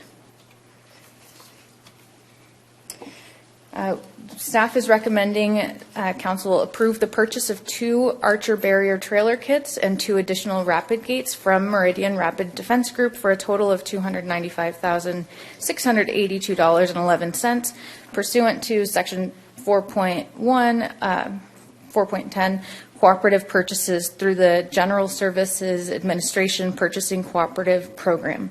The barriers are patented, and Meridian is the sole source of these devices. Let's see. If approved, staff will move forward with placing the order. There's a lead time of approximately 45 days to receive the equipment, and once received, staff will set up training with Meridian, and staff will become certified to use the devices. This concludes my presentation. I do have Captain Luke Powell here with me to assist with answering any questions. Thank you. Questions for staff? Victoria, does this attach to the ground? No, they're not anchored. What holds it in place? Just the equipment, just the barrier. And what size vehicle will it stop? A 15,000-pound vehicle. And then when they're anchored together, that amount increases.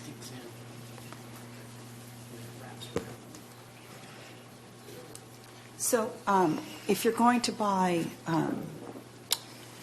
so it's going back to the number of actual barriers that you have, where, if we're looking at downtown, a downtown event, where would you locate those? I could see where it might, cover Monterey Street and maybe a couple of the side streets, but like if we have one of those large fairs that goes 4th to 7th, it would seem that we would still have some vulnerable entries then. Yeah, thank you. The priority areas for emergency access are Monterey Road, north and south, and then typically PD and fire like to use 6th Street as an alternate emergency access point. We don't have a standardized event footprint right now, so that changes per event, but typically those are the 2 areas or 4 areas they like to access from. So we would utilize the 4 rapid gates that we're proposing at those areas. Then we could utilize either concrete barriers, water-filled K-rail, or additional things like that to secure those areas. So you just need these in the areas where they need to have access in case of an emergency then? Yes. Because it's accessible. Okay. Yep.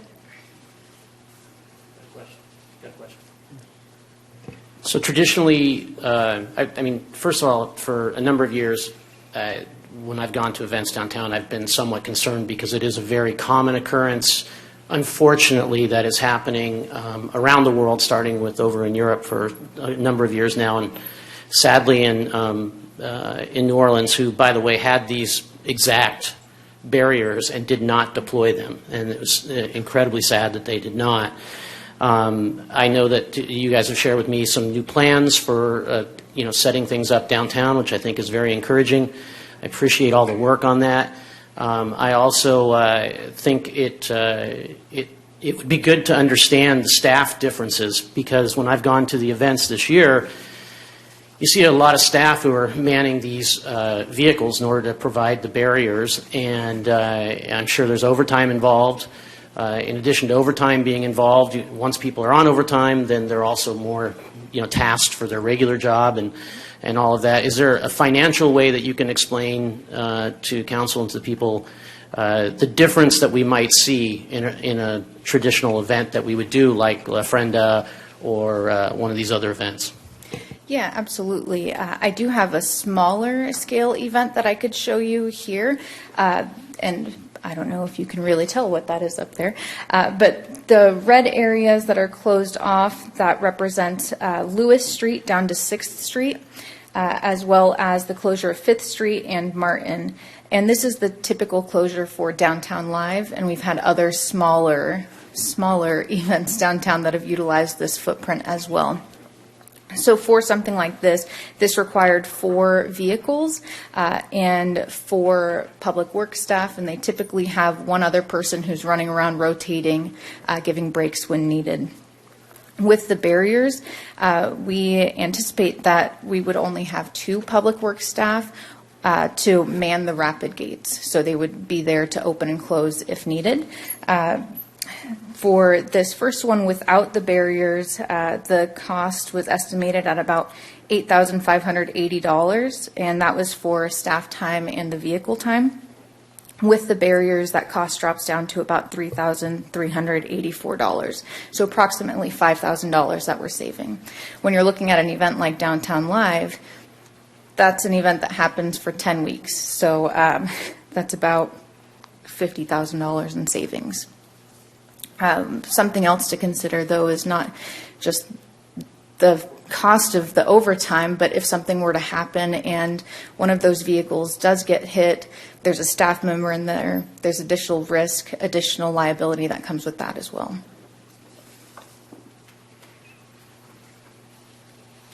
I know you're working on the special events permit, but the question is, in a fee schedule, you would probably have some sort of cost in there for barriers too, correct? And so that would help recover some of this cost we'd be putting out for it, correct, over time? Yep, and that could come up as a discussion when we bring back the special event ordinance as well as the fee schedule. Thank you. Further questions for staff? Okay, if no further questions, I'll open the floor to public comment. No public speakers. Okay, no public speakers. Close the floor to public speakers. Then I'll entertain a motion. A motion. Second. Okay, I have a motion by Councilmember Klein and a second by Councilmember Fugazi to approve the purchase of vehicle incursion barrier systems for a total of $295,682.11. Roll call, please. Councilmember Bracco? Yes. Councilmember Fugazi? Yes. Councilmember Marks? Yes. Councilmember Hilton? Aye. Councilmember Ramirez? Yes. Councilmember Klein? Yes. Mayor Bozo? Yes. Motion passes 7-0. Thank you. Okay, moving on to item number 12, future council-initiated agenda items. There are none. And item number 13, city administrator's report. Jimmy. Thank you, Mr. Mayor. Just one update. I've been asked a couple of times about the housing development at 8th and Alexander that was supposed to be part of the county's bond measure to build affordable housing. We've been talking with the county for a couple of years about that project. The ball was in their court, and they spent time putting together a request for offers from developers who could develop the property and with the financing from those bonds. And just recently, the county has decided to change course and is working with the County Housing Authority to develop a direct partnership with them for development of the site. And so we will continue to see where the county comes up and the Housing Authority, but it is still on the project list and is still a viable project. It's just been with the county for some time where they try to figure out who actually develops it and builds it. That concludes my report. Thank you. Jimmy, may I ask you a question? Can you give us an update on the Glen Loma Santa Teresa Fire Station? That project is, I believe we are now done with escrow, and as I told you, we would start the development of that project in January, February, so that's where we are now. Okay, do we have a contractor? Well, no, we haven't bid it out or anything yet. Oh, all right. Yeah. When's that going to happen? Probably in the next couple of months, once we get the design finished, but we still have no changes. We anticipate breaking ground this year, and I will keep you posted as we get a little farther along in the next month or two. All right, thank you. I have a question. Can you just let members of the public have an update on the homeless situation at the railroad? Sure. On Alexander? We've all received several inquiries and social media posts concerning the encampment that evolved on 9th and Alexander. That is Union Pacific Railroad property. The city does not have authority nor permission to clear that area. We were told that Union Pacific would start abating the area on February 23rd and 24th, but they seem to have changed their mind and started doing some of those things this weekend. The site is getting cleaner and cleaner and clearer and clearer. And apparently they have started putting up concrete barricades as well. We don't get a lot of communication about that. We did not know they would be there this weekend. But we are still the understanding that they expect that entire abatement to be completed around February 23rd and 24th, and we will be on site that day to provide some assistance. The goal after that date is that UPRR will secure the area so that vehicles cannot return to that area. All right. Moving on to item number 14, City Attorney's Report. Yeah, excuse me. I don't have a report, but I can take us into the closed session, which is the next item 15, with the mayor's permission. Please do. All right. Item 15 is a closed session. It's one item, conference with legal counsel pending litigation. Pending litigation pursuant to paragraph 1 of subdivision D of Government Code section 54956.9 and Gilroy City Code section 17A113A. It's Gandolfi Investments, LLC v. City of Gilroy, Superior Court, case number 24CV444165, filed July 26, 2024. So the first thing to do now is take public comment. If anyone has a comment on this? No public speakers. All right. Then I advise the council pursuant to the OGO that it is my legal opinion that it would prejudice the interests of the city to discuss this matter in closed session, and therefore recommend that we take a vote on going into closed session to discuss this item. So the next step is to take that vote. Roll call, please. Councilmember Bracco? Yes. Councilmember Fugazi? Yes. Councilmember Marks? Yes. Councilmember Hilton? Aye. Councilmember Ramirez? Yes. Councilmember Klein? Yes. Mayor Bozo? Yes. Okay, we can now adjourn the meeting to adjourn the open session to the closed session, and the conclusion of the closed session will report out if there's anything to report. Thank you.